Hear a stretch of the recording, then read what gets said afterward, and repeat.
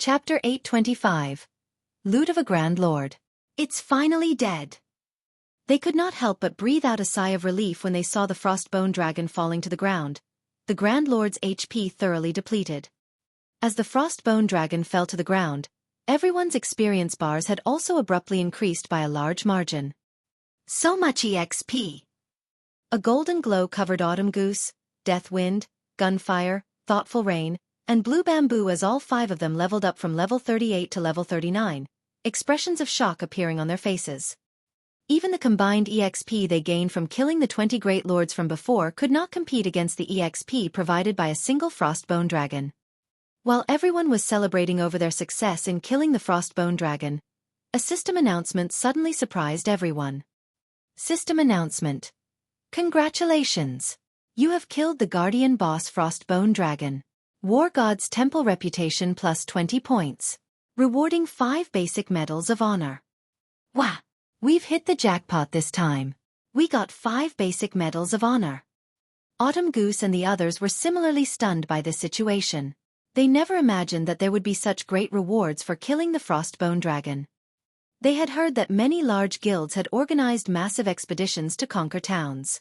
Meanwhile, aside from earning a large amount of honor points, another important reason these guilds were organizing such expeditions was to increase their reputation with the War God's Temple, as well as obtain basic medals of honor.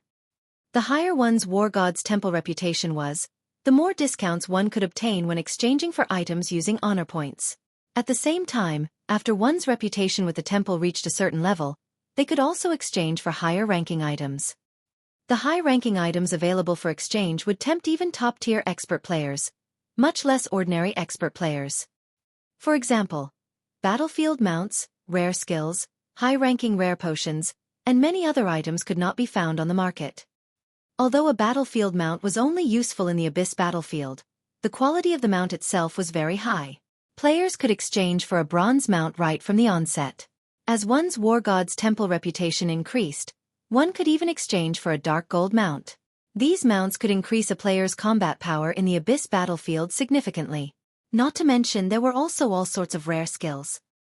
However, aside from needing a large amount of honor points, these high-ranking items also required one other thing for which to exchange.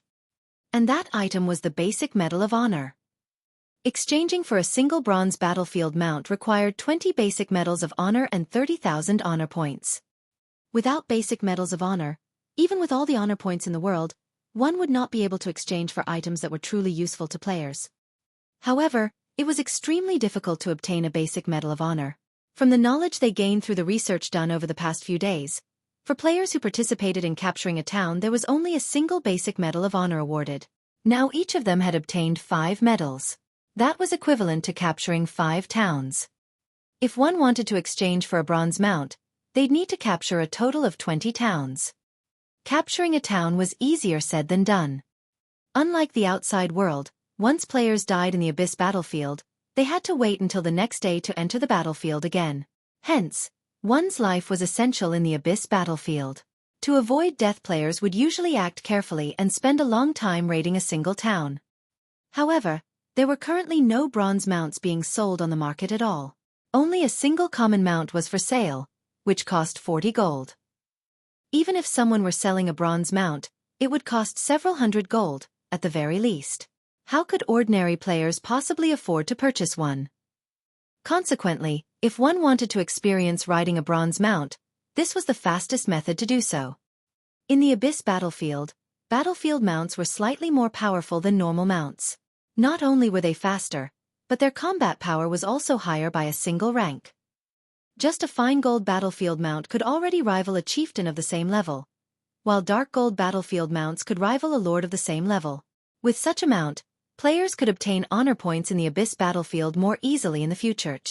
While everyone was feeling ecstatic over their unexpected harvest, Feng had appraised all the items dropped by the Frostbone Dragon. Although the Frostbone Dragon had only dropped 5 items, every piece was either a top-tier weapon or equipment.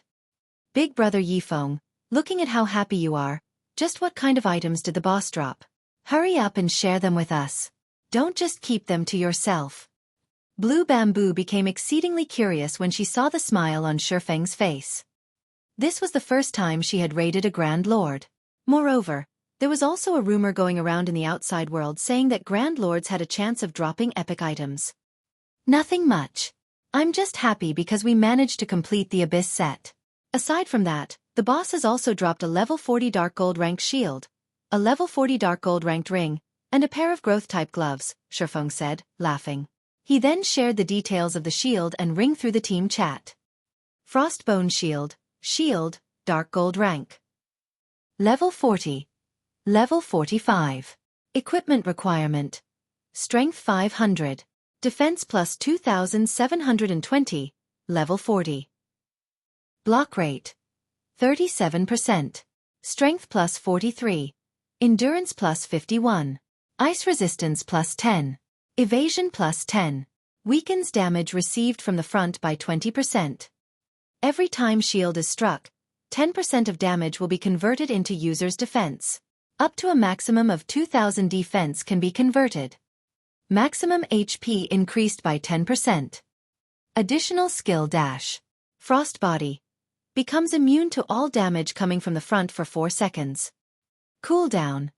5 minutes. The defense on this shield is especially high. Just the defense on this shield alone is already a match for my total defense. Aqua Rose was dumbstruck after seeing the attributes of the Frostbone shield. The Divine Blue Fire Shield Cola was currently using only had 1950 defense. However, the total defense the Frostbone shield could provide was 4720 points. Not to mention, the shield itself also had a passive damage reduction skill and an active skill that provided pseudo-invulnerability. With this shield, they would be able to take on even the super powerful skills of bosses in the future. Particularly, when the healers could not keep up with the damage the MT wielding the Frostbone shield was taking, said MT could use Frostbody to alleviate the burden on the healers. Ice Spirit Ring, Dark Gold rank.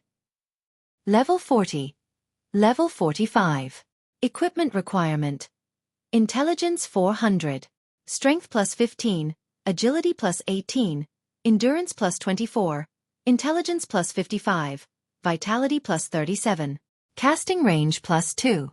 Casting speed increased by 10%. Magic damage increased by 10%.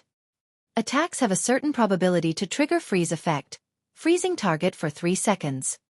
Additional skill dash. Rapid cooldown. Resets cooldown of all skills learned by user. At the same time, removes all control effects and increases casting speed and movement speed by 30% for 10 seconds.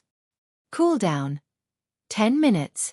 After everyone saw the statistics of the Ice Spirit Ring, their eyes nearly fell out of their sockets. With this ring, a magical class's damage output would increase by at least 20%.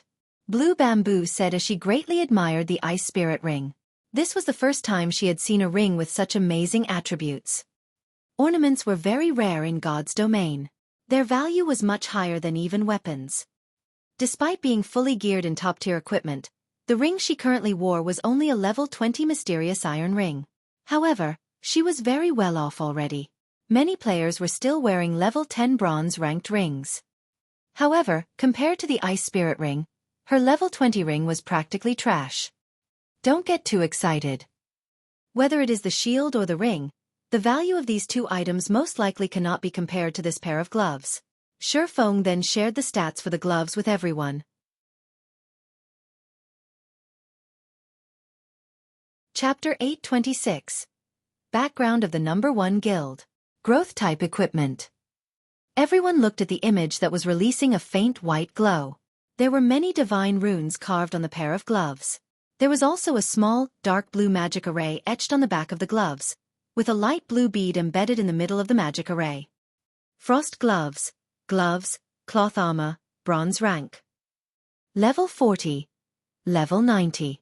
Defense plus 348. Level 40. Intelligence plus 26. Vitality plus 22. Endurance plus 21. Additional passive skill dash. Force chant. While casting, there is a 5% chance to cast tier 1 or below spells instantly. Additional active skill dash. Frost breath. Deals 500% magic damage in a cone to enemies within 30 yards and freezes all targets hit for 5 seconds, and then reduces their movement speed and attack speed by 40% for 15 seconds. Cooldown. 1 hour. Gloves that had once been worn by the Frost King with frost beads embedded on the gloves, which were sealed by the Frost King, and are unable to display their full power. To lift the Frost King's 5-layered seal, a large amount of EXP is needed to be absorbed. Removing the first seal requires 300 million EXP. The upgrade requirement of this equipment sure is rough. Just the first seal requires 300 million EXP. Blackie raised his brows. This much EXP was enough to allow current ordinary players to level up once. Moreover, this was only the first seal. There would still be 4 more seals after this one. Needless to say, the following seals would surely have higher requirements.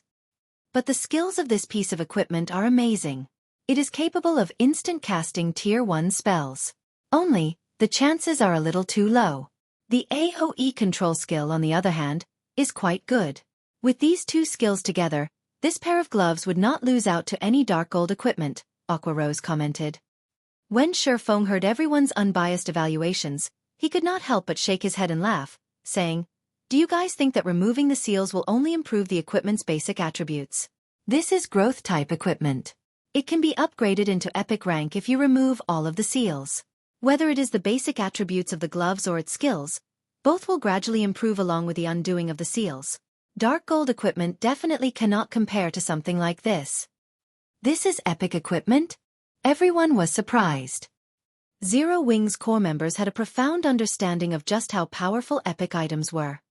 Compared to epic equipment, Dark Gold equipment was practically garbage. The two were on entirely different levels.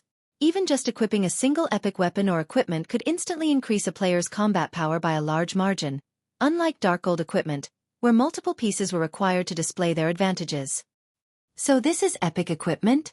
Autumn Goose and the others were momentarily at a loss for words when they looked at the frost gloves. While they were still at the stage of being joyful over getting a piece of Dark Gold equipment after defeating a great lord, Zero Wing had already set its sights on epic equipment. Over time, the gap between them and Thoughtful Rain would unquestionably grow increasingly larger. Following which, Feng held an internal auction between the members of Zero Wing. This scene caused Autumn Goose, Deathwind, and Gunfire to grow exceedingly envious. They never imagined that, even for such powerful equipment, Zero Wing was willing to distribute them through an internal auction. In other guilds, such equipment was usually distributed based on the team leader's designation. In the end, the Frostbone Shield was won by Yi Wumian, while Thoughtful Rain obtained the Frost Ring. This outcome greatly surprised Thoughtful Rain. Of course, part of the reason for such a result was because the other magical class members of the team had all set their sights on the Frost Gloves. Unfortunately, the gloves were still won by Aqua Rose in the end. After completing the equipment distribution, everyone teleported out of the Abyss battlefield together. As soon as the team appeared at the teleportation array inside the War God's temple, a wide array of noises immediately entered their ears. Players recruiting for team members filled the War God's temple. After just being away for a few days, the War God's temple had undergone tremendous changes. Currently, players crowded the main hall of the War God's temple. The levels of the players here, as well, had undergone significant changes. Originally, level 30 players were considered mainstream. Now, however, the majority of the players present in the main hall were around level 32. Among them, there was no lack of level 34 or 35 independent players. Also, these players were all relatively well equipped. However, shortly after Feng and the others appeared, the entire main hall went silent. Practically everyone within the building had shifted their gazes towards Feng's group. Aren't they Zero Wing's upper echelons? Damn! They're the real deal. As expected of the top-tier experts of Star Moon Kingdom. Even though I am standing so far away from them, I still can't help but shiver at the pressure they give off. Who are those 3 independent players beside them? All 3 of them are level 39. What? Level 39. The number 1 player on Star Moon Kingdom's ranking list just reached level 38 not long ago. Did they hide their levels on the ranking list? Just how did they manage to level up so quickly? It would be great if I can mooch off of them. Pros, carry me please. No one could believe their eyes when their gazes landed on Autumn Goose and the others. Feng and the other members of Zero Wing were wearing black cloaks so no one could identify their levels. Autumn Goose and the others, however, were not wearing black cloaks, so everyone could see their current levels clearly. At this situation, Autumn Goose and the others could not help but feel slightly embarrassed. If not for Feng bringing them along to kill so many great lords, it would be impossible for them to reach level 39 so quickly. At most, they would have reached level 37 by now. After they returned to the Dark Knight Empire, the other members of the Wind God's Spear would also be shocked upon seeing their levels. Feng, are you not coming with us to turn in the quest? Thoughtful Rain asked as she looked at Feng. I still have some matters to attend to, so I won't be going together with you, Feng said as he shook his head. He had just received a message from Melancholic Smile saying that representatives from King's Return wanted to meet him to discuss an important matter. After considering the situation for a long moment, the only conclusion Feng could come up with for this sudden visit was due to the matter relating to Sind Heart. After all, Zero Wing did not possess any actual connections with King's Return. However, he also felt that the possibility of such a thing happening was low. A super guild like King's Return could easily annihilate an upstart guild like Immortal Light. Just like Nine Dragons Emperor of the Dragon Phoenix Pavilion, King's Return could simply take direct action against Immortal Light. There was no need for them to go through so much trouble to deal with a single upstart guild. However, since people from King's Return had come personally to visit him, no matter what was said and done, it was necessary for him to pay back their sincerity. As for the Silver Legend quest, even if he turned in the quest together with Thoughtful Rain and the others, the most he would get in return was a little EXP. That meager amount of EXP was practically negligible to him. Now that the final arc of the Silver Legend quest was complete, there was no need for him to tag along with the group anymore. Hearing Feng saying so, a hint of disappointment appeared on Thoughtful Rain's face. Zero Wing's Guild Residence. Inside the large guild hall, Zero Wing's members could be seen moving about busily. All this was due to the appearance of the guild stable. To purchase their own guild mount once they reached level 40, everyone began frantically taking on quests one after another, earning as much money as possible. This situation caused the entire guild to buzz with activity. However, inside the busy hall, two people were currently seated inside the reception room of the second floor, leisurely observing the situation inside the guild. They've managed to run the guild quite well. It's no wonder why Zero Wing is known as Star Moon Kingdom's #1 guild. Unfortunately, the guild's background is poor, and it doesn't have any expert nurturing capabilities. A robust man in silver heavy armor spoke disdainfully as he watched the situation downstairs. This man was a level 38 berserker. Although there were many elite players in Zero Wing, at the end of the day, they were only slightly better than the players of Star Moon Kingdom. They were no match for Empire players at all. It was especially true when comparing the levels of expert players. Currently, the highest-leveled player in Star Moon Kingdom had only recently reached level 38. On the other hand, many of the players on Empire ranking lists had already reached level 39. At this moment, the doors to the reception room abruptly opened. Feng, who was currently using his appearance of black flame, then walked into the room. Level 40. How could this be?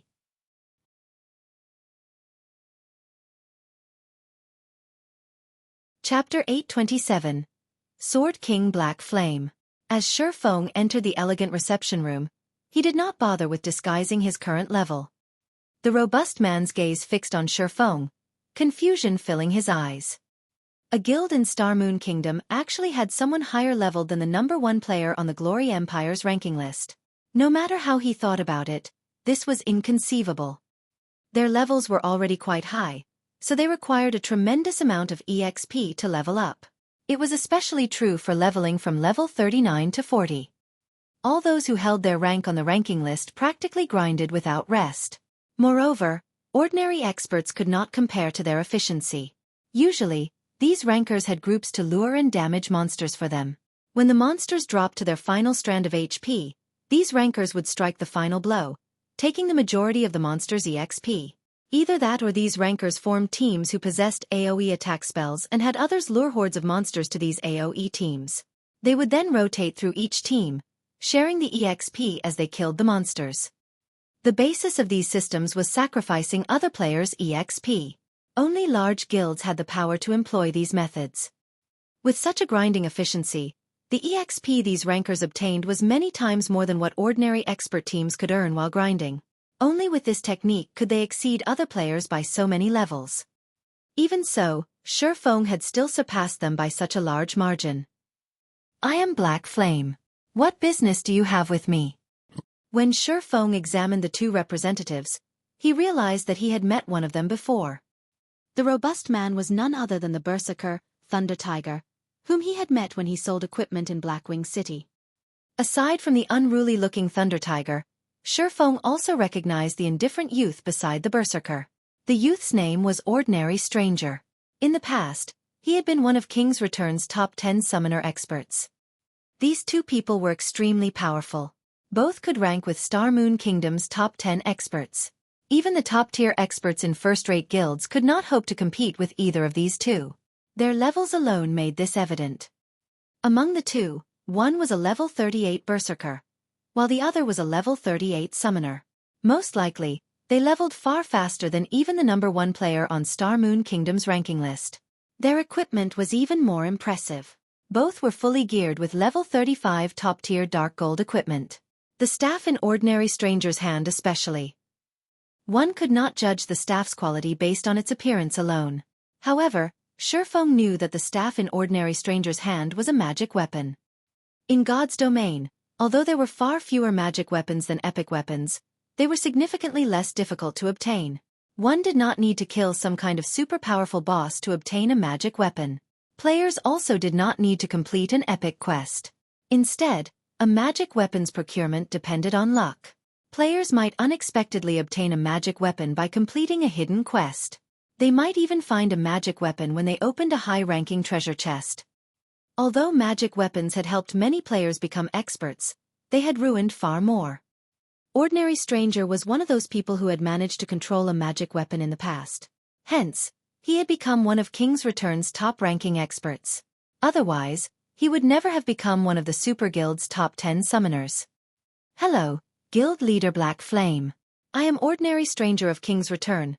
My companion here is Thunder Tiger, Ordinary Stranger stated, a smile suddenly lighting his indifferent face. Although his smile contained no ill will, it looked horrifyingly forced. In truth, we have come to speak with you about a small matter. We hope that you can help us with this. Although he looked down on Zero Wing, he would show respect to a true expert.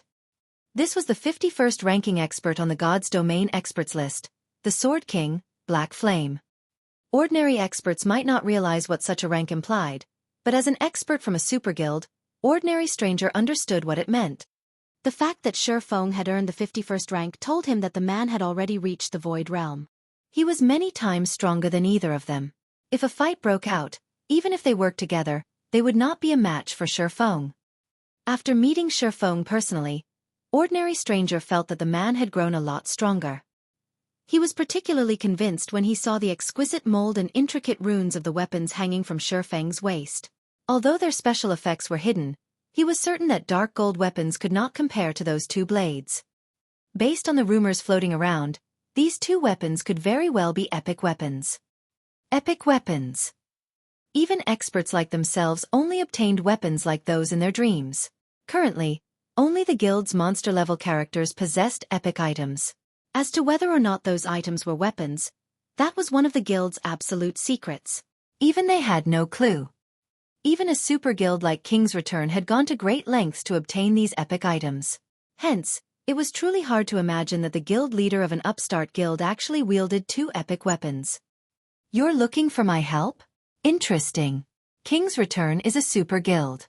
Is there truly anything your guild can't do in God's domain? Feng said, laughing. Guild leader Black Flame, you jest, Ordinary Stranger said hurriedly. We really need your help with this situation. All right, tell me.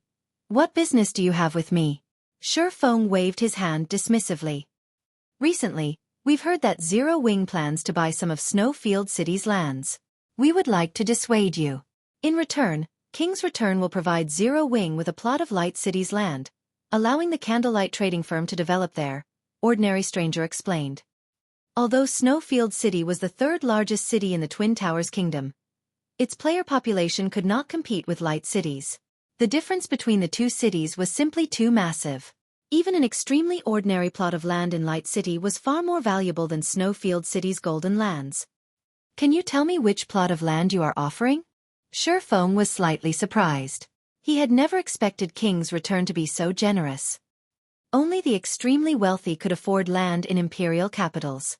Moreover, even if one managed to purchase 1 or 2 plots, without the endorsement from the city's ruling guild, one's business would fail.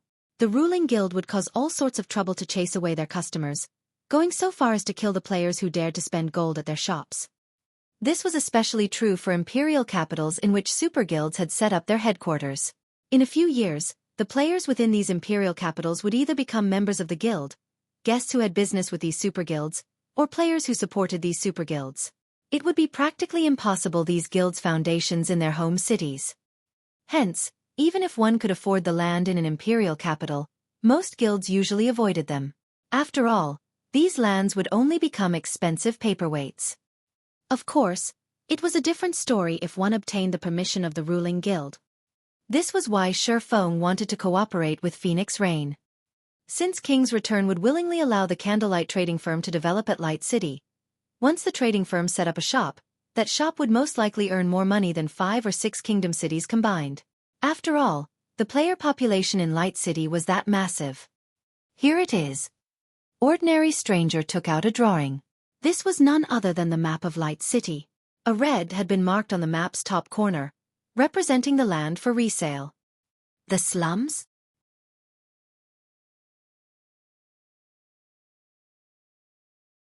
Chapter 828. Chased Out. Feng thought he had interpreted the map wrong when he examined the marked location. Cities in God's domain generally had many districts. Among them, the most important was the trade area. Normally, when players tried to set up a shop, they purchased land in the trade district. Following the trade area would be the Nobles District. The Nobles District housed the city's library and the War God's temple. Naturally, players frequently visited these locations. The Commoners District followed the Nobles District. The Commoners District contained the Adventurers Association and the Underground Arena. Hence, that district enjoyed quite a bit of player traffic as well. The district with the worst traffic was the slums. There were practically no establishments in the slums that could attract players to the area. Very few players were willing to visit. Hence, in every city in God's domain, the lands in the slums there were the cheapest. Opening a shop there was no different than throwing money into the furnace. "This is your offer?" Feng asked, laughing. After all that talk, King's Return wanted to trade a worthless location for 5 valuable plots of land. Guild leader Black Flame, don't be in such a rush. Many of Light City's lands have already been distributed. We cannot procure good plots of land with so little time. These are the only ones left. However, our superiors have stated that King's Return will allow the candlelight trading firm to enter Light City to conduct business.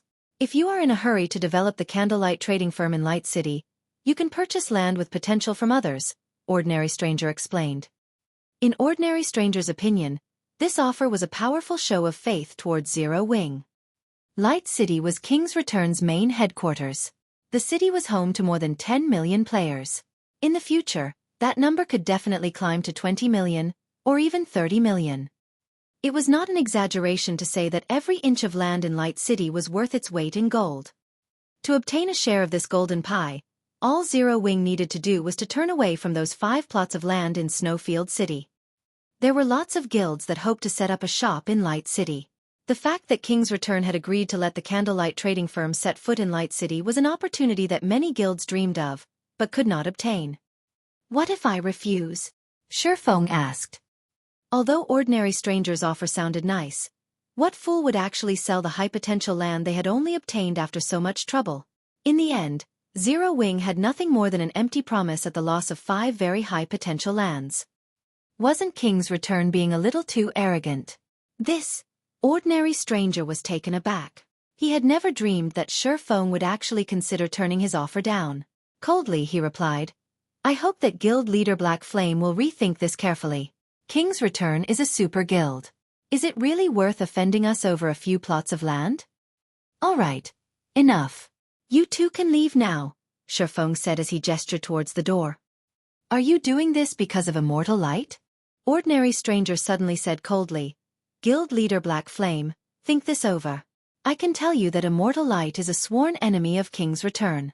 We must annihilate this pest. If Zero Wing helps immortal light, you will incur King's Return's wrath as well. Now that is interesting, Feng said, his lips hooking up into a grin. He then continued saying, do you think that Zero Wing is afraid of King's Return? Hearing Feng's bold question, both Ordinary Stranger and Thunder Tiger were stupefied. They had not expected Feng to brush the Super Guild off like that. Super Guilds were different from other guilds. They were the true overlords of the virtual gaming world. In the virtual gaming world, aside from the few transcendent powers and other super guilds, nobody would dare disregard a super guild. However, when they thought back to how Zero Wing treated the Dragon Phoenix Pavilion, it was possible that the guild would ignore King's Return's threat. Both of you can get lost this instant. Oh, and go back and tell your superiors this. What Zero Wing does is of no concern of King's Return. I will buy those plots of land. You can be certain of that, Feng declared, a frosty glint flashing in his eyes. Sindhart had helped him many times in his previous life. Moreover, since he had already promised Sindhart to buy those lands, he would not go back on his word. He had only wasted so much time talking to these two representatives to gauge what King's Return's stance was towards immortal light. Although Zero Wing could not defeat a super guild in Star Moon Kingdom, it had no reason to fear them either. As soon as Feng finished speaking, the temperature in the room dropped by several degrees. Both Ordinary Stranger and Thunder Tiger suddenly felt their bodies grow cold. Their instincts shouted warnings, reminding them that they were in an extremely dangerous situation and that they could lose their lives at any moment.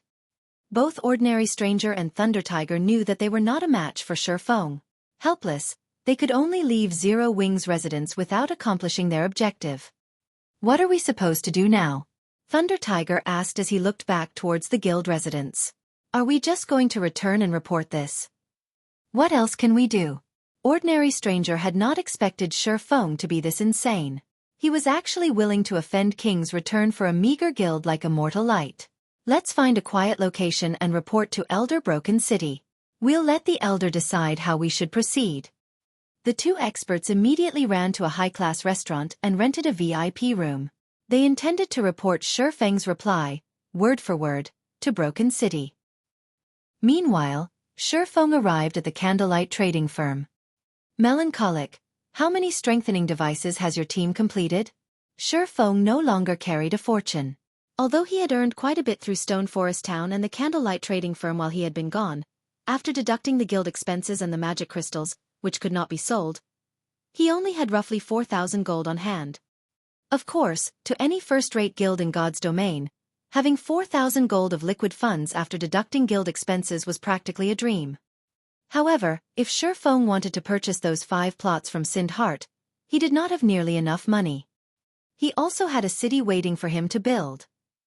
Inside a VIP room in a high-class restaurant. Is that all? Broken City asked with gravelly tone through the video chat. Yes, that is all. After that, Black Flame chased us out, Ordinary Stranger explained softly. Since Zero Wing is adamant about poking its nose into our business, we should teach the guild a small lesson. I'll have Hell Fiend lead the Falcon Legion over. Find out where Zero Wing's core members are right now. When the time comes, we won't let any of them survive. Broken City declared before disconnecting the call. Both Ordinary Stranger and Thunder Tiger were stunned. Although they did not know why Broken City focused so heavily on a small guild like Immortal Light, sending the Falcon Legion to deal with Zero Wing was no more than making a big fuss over a small issue. The Falcon Legion was King's Return's Ace Legion. The Legion was comprised of the young experts the guild had nurtured and had been specifically formed to deal with other super guilds' legions. Moreover, Broken City was actually sending the adjudicator Hell Fiend. One could just imagine how furious the old man was.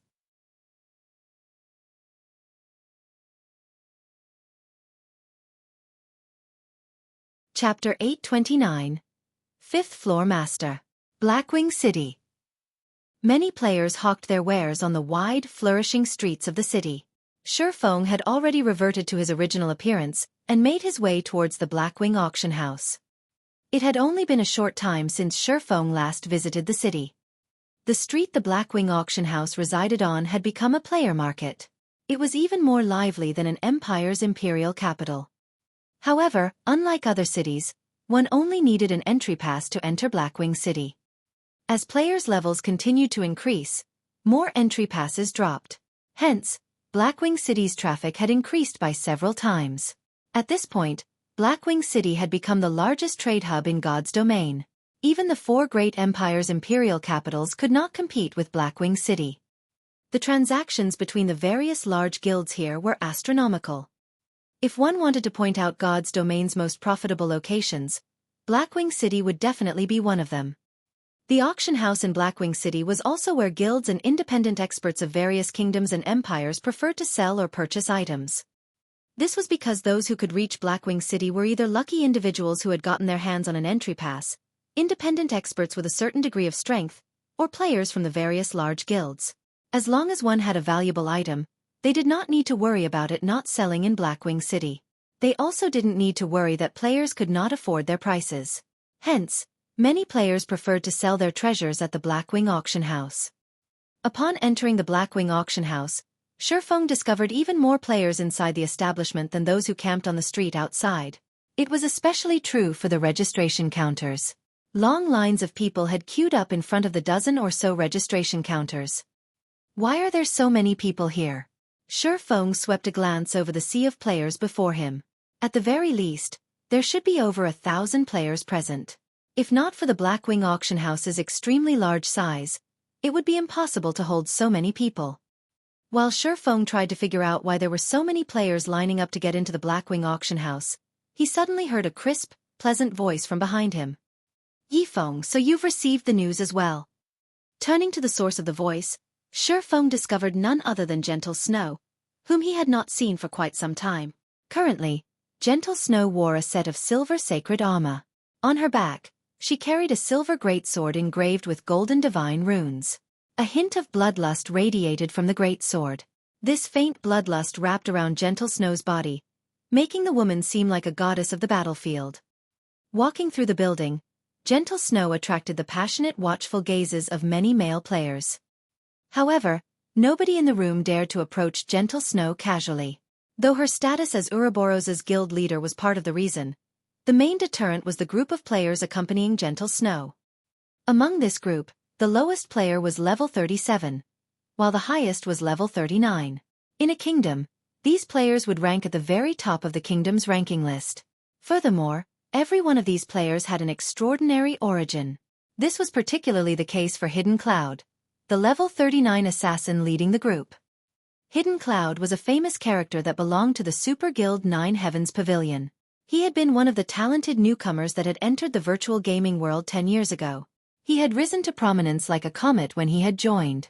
Through a relatively popular virtual reality game, he had earned numerous achievements. Afterward, the 9 Heavens Pavilion had paid an astronomical price to recruit him. Back then, his appearance had shaken the virtual gaming world. Moreover, after joining the 9 Heavens Pavilion, he had become the 9th floor master in just 3 years. His growth had left other super guilds speechless. There were a total of 9 floor masters in the 9 Heavens Pavilion. Each of them enjoyed an even higher status than the guild elders. They were the guild's absolute core members. The first floor master was the 9 Heavens Pavilion's guild leader. Hidden Cloud had become the spearhead of the 9 Heavens Pavilion, leading the guild through one conquest after another. By the time he joined God's domain, he had been promoted to the rank of 5th floor master. With a super guild's high-profile individual present, who would dare try to flirt with Gentle Snow? Only those who wished to quit God's domain or wished to start a new account would be so bold. Not only was Hidden Cloud inhumanely strong, but he was also incomparably vicious. There was once the upper echelon of a large guild who had tried to compete with a good friend of Hidden Cloud's over a woman. In the end, Hidden Cloud had wiped his guild out of existence, removing the guild from the virtual gaming world permanently. From then on, nobody ever dared to offend anyone close to Hidden Cloud. Guild Leader Snow. Feng could not help his confusion as he watched the woman approach. He had not come here due to any particular news. He had only come here to earn money. Is something going on here? You don't know? Today, Blackwing City will hold its monthly auction. Incredibly rare items will be available for bidding. I have heard that there is a possibility that epic items will make an appearance, Gentle Snow informed him, somewhat surprised by Feng's reaction. The man before her was one of Zero Wing's core upper echelons. Although news of the monthly auction had only been announced today, with Zero Wing's capabilities, it should have received this information. So, that is what is going on. Realization dawned on Feng. The end of the month was indeed approaching. Near the end of every month, Blackwing City randomly held a large-scale auction. Not only would NPCs sell large numbers of rare items during this auction, but players could also put their items up for sale. However, the handling fees were slightly higher. If one sold ordinary rare items during this auction, they would not walk away with any profit. On the other hand, if one sold extremely rare items, they could make a fortune. Feng was ecstatic about this discovery. He never expected this coincidence. Before teleporting to Blackwing City, Feng had retrieved 5,000 strengthening devices from Melancholic Smile. These strengthening devices were the culmination of several days of Melancholic Smile and her team's hard work. The magic crystals the few of them had spent during this period would even astound a first-rate guild. The current market value for magic crystals was 24 silver each. However, that was only true if one purchased them in bulk. Purchased individually, one would have to spend at least 25 or 26 silver. Unfortunately, magic crystals were the main material needed to manufacture strengthening devices. The other materials were very cheap.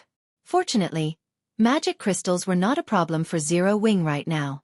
The magic crystals Feng had won from the Glorious Lions battle team alone were enough to supply Zero Wing's needs for a relatively long time. They also had the magic crystals earned from Stone Forest Town. Snow, is this person your friend? Hidden Cloud asked, his expression darkening as he examined Feng. Let me introduce you. This is Feng from Zero Wing. Gentle Snow nodded. She then looked towards Feng and introduced Hidden Cloud, saying, "This is Hidden Cloud from the Nine Heavens Pavilion. He is also a good friend of my elder brother."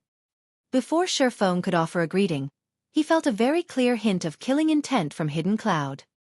Although Hidden Cloud had hidden it very well, once one reached Feng's standard, hiding killing intent was impossible unless one held absolutely no ill will. However, this killing intent vanished as suddenly as it had appeared. It was as if this killing intent had never existed. Was I mistaken? Feng could not help but turn to the smiling Hidden Cloud.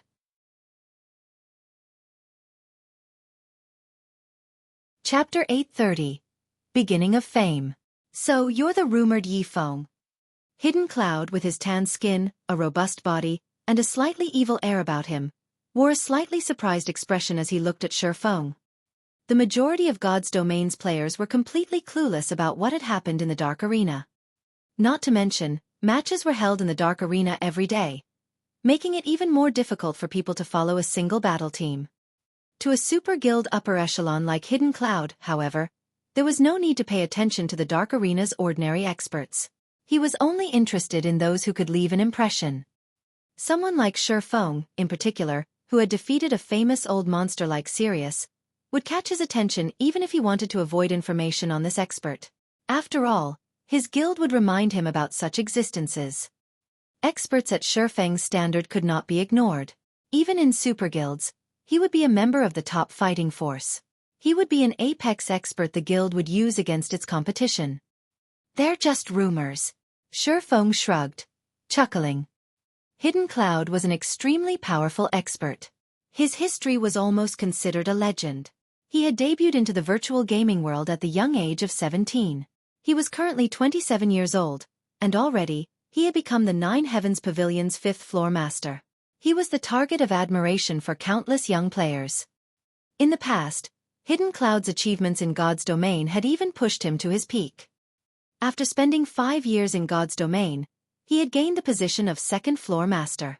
In the Nine Heavens Pavilion, he had been the most likely candidate to become the next first-floor master.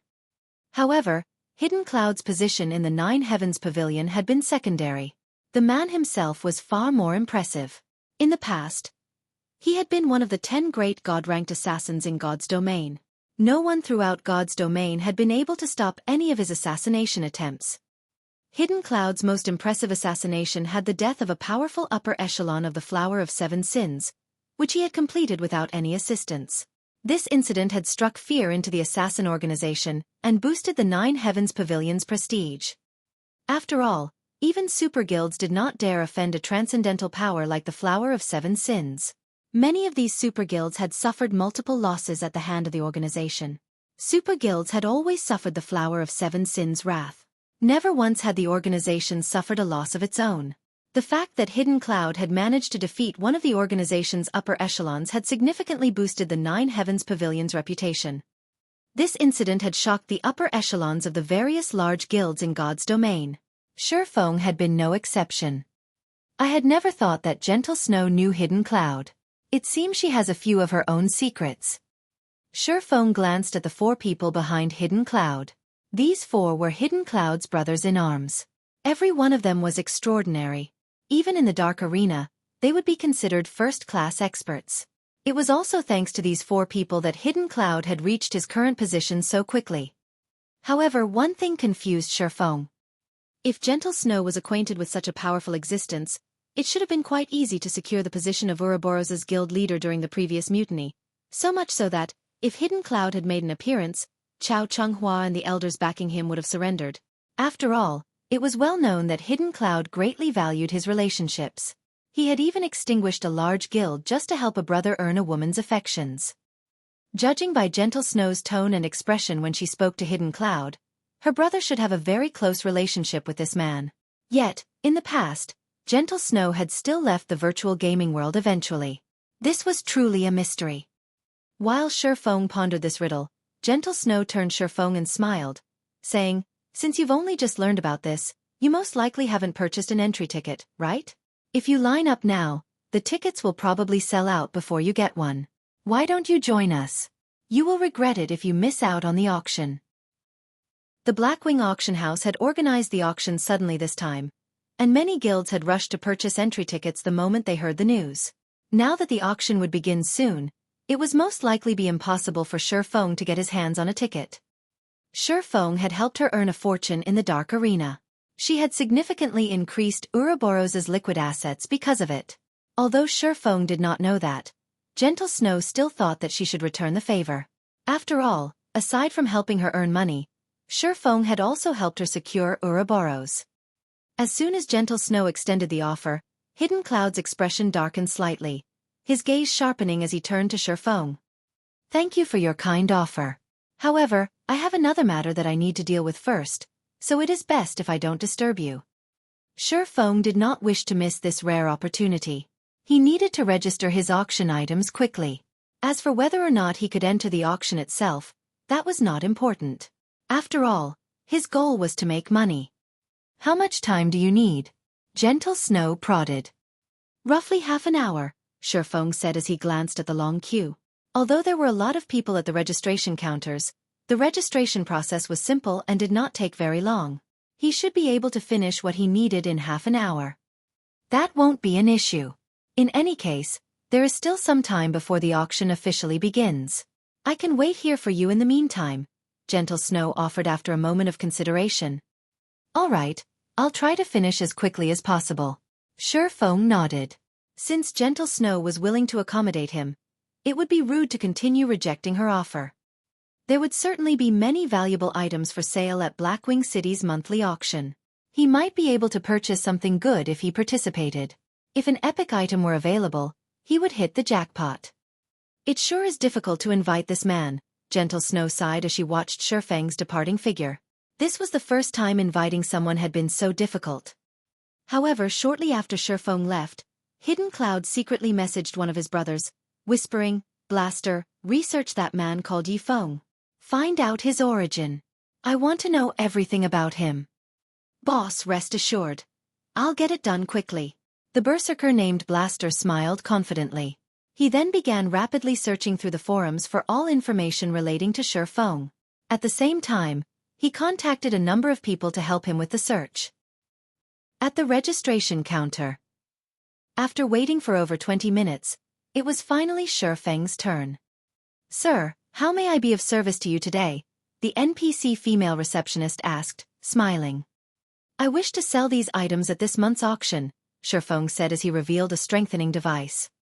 "All right, please wait for a moment," The NPC receptionist received the strengthening device and began appraising it. Not all items were allowed in the auctions held in the Blackwing auction house. Items needed a certain value before being permitted.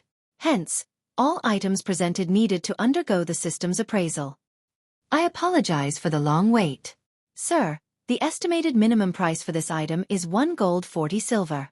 If you wish to sell this item at our auction house, we will charge you a 30% handling fee. Do you wish to put it up for auction? The female receptionist handed the strengthening device back to Feng after she had finished. Only Blackwing City's auctions would charge a 30% handling fee. Other places charged 20% at most. Even so, Feng did not mind it. Yes. Feng took out 2,000 strengthening devices and divided them into hundreds of auction lots, with each lot having anywhere from 1 to 100 strengthening devices. If he sold too many at once, it would only cheapen the strengthening device.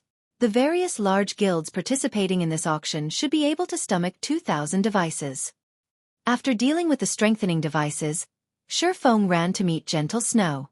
He then entered the auction venue with Gentle Snow and her companions, quietly waiting for the auction to start. At this time, Blaster sent Hidden Cloud a private message, reporting, "Boss, we've learned everything there is to know about that brat."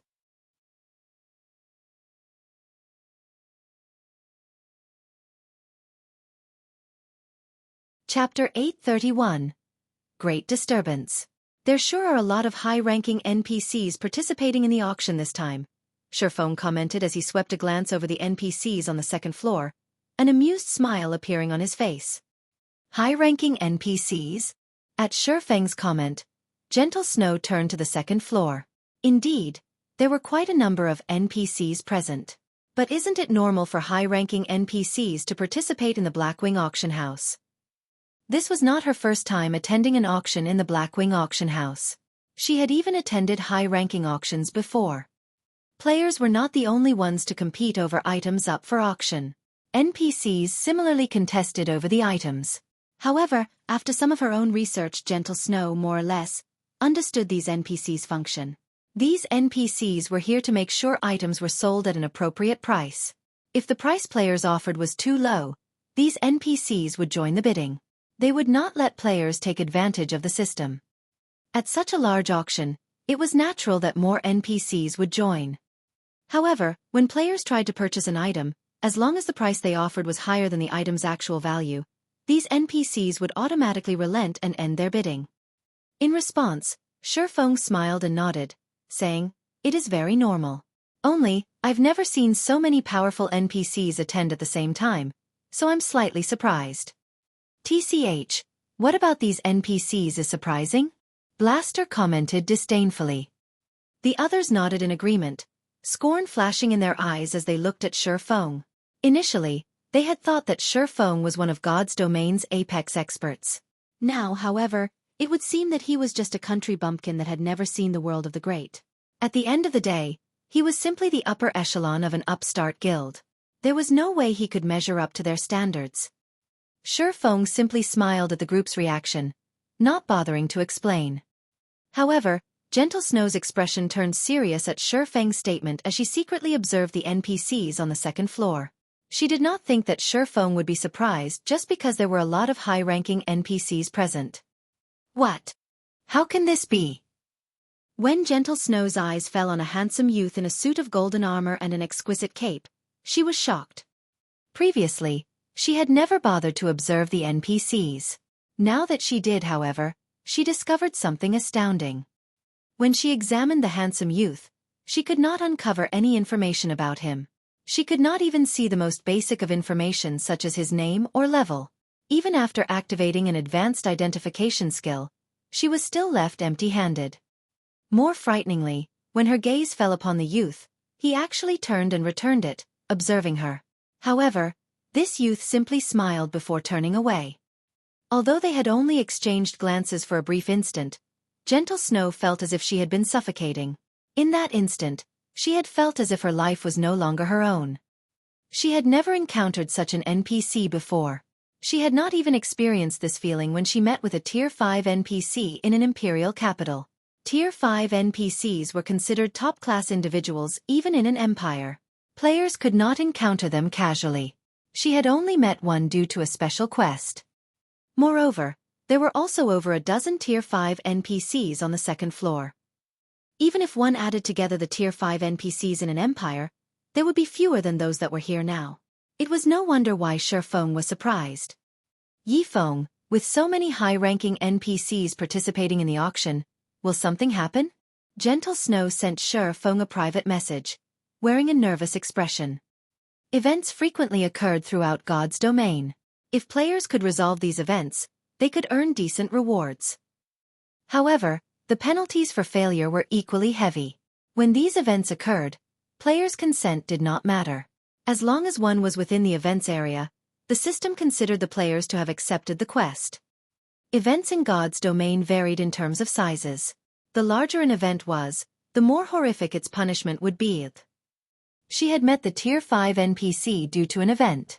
In the end, said event had claimed the lives of 99% of the tens of thousands of players that had been present. A lot of equipment had dropped that day, and very few players had survived. She had been one of the lucky few. Unfortunately, because the event had not been completed, neither she nor the other survivors had received a reward. However, compared to the players that had died, she was considered very lucky. With so many Tier 5 NPCs here, she could not imagine what would happen if an event occurred. It's nothing major. Based on what I have learned, one can determine the value of the items that will be up for auction by the number of high-ranking NPCs that participate. The more NPCs that attend an auction, the more valuable the items will be that appear in said auction. Ordinary items wouldn't attract these hidden dragons, Feng explained. He could tell what Gentle Snow was worried about. So that's the case. It's no wonder why you would check the second floor. Gentle Snow finally understood. Her tense mood began to vanish. However, Feng had hidden one truth from the Snow Goddess. More high-ranking NPCs joined an auction when there were more risks. It was especially true when an NPC like that mysterious young man attended. God's Domain was not a game that let players have their way easily. During the game's initial stages, conflict was limited to players. However, as players reached higher levels, the game would gradually introduce a new type of conflict: the conflict between players and NPCs. In the past, a powerful NPC had even robbed Feng. Hence, money wasn't the only thing necessary to purchase an item from the Blackwing auction house. It was a simple matter if one purchased an item from another player. However, if one purchased an item sold by an NPC, they would have to stay on guard. One might win the bidding for an extremely precious item, but keeping the item would depend on their ability. While Gentle Snow and Feng conversed in secret, the auction had officially begun. Above the auction stage, a beautiful female NPC wearing a white evening gown approached the stage as the auction's hostess. However, as soon as everyone noticed this beautiful curvaceous NPC, their jaws dropped in shock. This NPC beauty was a level 220, Tier 4 Great Wizard. In any city, she would be an Overlord-level NPC. However, such an existence had actually been tasked to host this auction. Everyone marveled at Blackwing City's wealth and influence. While the various players struggled with their days, the first auction item appeared before them. After examining the item's information, these players were thrown back into their stupor. The item was a golden tablet, radiating a purple-gold glow. Complex runes and images had been carved into the metal. With a glance, it was obvious that this tablet was anything but ordinary. A secret technique. Damn, this can't be real, right? The system is so generous to sell something like this at the very beginning. Our guild must have that. We had been right to join the Blackwing auction this time. Notify the others and tell them to purchase coins immediately. Buy as many as you can. We cannot let other guilds obtain this. Ordinary large guilds were completely clueless about the excitement that tore through the crowd. However, various super guilds and super first-rate guilds were thrown into chaos. These representatives eyed the golden tablet like ravenous wolves. Blaster, notify the guild elders immediately. Tell them to send as much money as they can as quickly as possible. Hidden Cloud shouted, excitement coloring his face. I understand. Not daring to delay, Blaster rushed out of the auction house and rapidly contacted the Nine Heavens Pavilion's elders.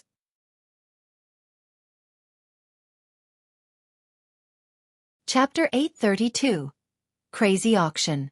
Feng was similarly stunned for quite some time after seeing the auction window. A secret technique. This was a treasure that every expert dreamed of obtaining. He had never expected something so shocking to be the Blackwing auction house's first item. If he could obtain this golden tablet, he could help even more people from Zero Wing grasp a powerful combat technique. While Feng recovered from his shock, the bidding for the golden tablet had begun. Bidding for the golden tablet started at 100 gold. However, a few players present instantly bid on it like madmen. 110 gold. 120 gold. 700 gold. It only took a few short seconds to stun many of the players present. The golden tablet starting bid had already been beyond many players, yet for just a piece of a broken tablet, someone was actually willing to pay 700 gold. Even to a third-rate guild, this was an astronomical price. A single third-rate guild would have 400 or 500 gold at most. Only second-rate guilds and above could afford such a price. Second-rate guilds, however, unless they had lost their minds, would not spend all their liquid funds on an unknown tablet piece. Suddenly, Hidden Cloud shouted, 1,000 gold. This tablet belongs to the Nine Heavens Pavilion. Once again, many players were dumbfounded. They had never expected a super guild like Nine Heavens Pavilion to be so insane as to willingly spend 1,000 gold on the golden tablet. Such big words. Do you think this item belongs to your family or something? A female elementalist with an exquisite body laughed pompously. 1,500 gold. Quiet Melody. What's the point of fighting it? Do you really think the sacred temple can compete with the Nine Heavens Pavilion? Hidden Cloud laughed. He then raised the bid saying, 1,600 gold. To develop the guild, the sacred temple had recently spent a lot of coins to purchase land and magic crystals. Hence, the temples should be running low. It could not compete with the Nine Heavens Pavilion's financial strength right now. Of course, he had two goals in mind with his comment. First, he wanted Quiet Melody to retreat, while his second goal was to buy time. Hidden Cloud had not intended to pay much attention to the auction. He was mainly here to accompany Gentle Snow. Hence, he had not brought a lot of money with him. After pooling the money he and his companions had brought, they only had around 2,000 gold or so. If this were a normal auction, that would be more than enough. They could even purchase a piece of epic equipment. Now, however, it was most likely not enough to win the golden tablet. After all, that tablet was far more valuable than any single epic item. Currently, God's Domain's various super guilds searched for these tablets frantically, yet after investing so many resources and manpower, they had not found any clues leading to these items. There were no set patterns to acquiring these items. It was purely based on luck. Now that this tablet had appeared, he would spend more than 10,000 gold if he could purchase the golden tablet, much less several thousand. This item was like God's Domain's golden lands. Not only was it unique, but its value would also grow in the future. One could only encounter a treasure like this, not find one. However, his guild needed time to collect the required money. This made Hidden Cloud somewhat anxious. Ha ha ha! I never thought that the famous Hidden Cloud would be so arrogant. Quiet Melody covered her mouth with the back of her hand and laughed. Her laughter mesmerized many of the male players in the auction venue. It seems you really don't have much money on hand right now. Well then, I'll gladly buy this golden tablet on your behalf. 3,000 gold. The entire venue suddenly fell silent. The various guild representatives and the many independent players could not believe what they had just heard. 3,000 gold. With that much money, one could buy an ordinary plot of land in an imperial capital. Even to super guilds, this was a large sum of money, yet someone was willing to spend it on a piece of a broken tablet. This was insane. Just what kind of item is this? Gentle Snow was astounded when she heard Quiet Melody's bid. As expected of the Sacred Temple's Vice-Temple Master, Feng, on the other hand, silently praised the beautiful Quiet Melody. He had not expected the woman to see through Hidden Cloud's troubles with just a glance and act on it. While bidding for an item in a Blackwing auction, the item would be sold to the highest bidder once a period of time passed without a competing bid. Moreover, if one did not have enough money on hand, they would not be able to bid. Hidden Cloud's expression instantly soured when he noticed that his ploy had backfired. 3,000 gold was already far beyond his limit. If he had not provoked Quiet Melody and had gradually increased the bid, he could have earned some time for his guild to send more money. Now, however, he had lost the opportunity.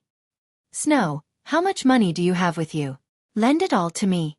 I'll pay you back with 10%, no, 20% interest later. How about it? Hidden Cloud asked anxiously. This. Gentle Snow hesitated.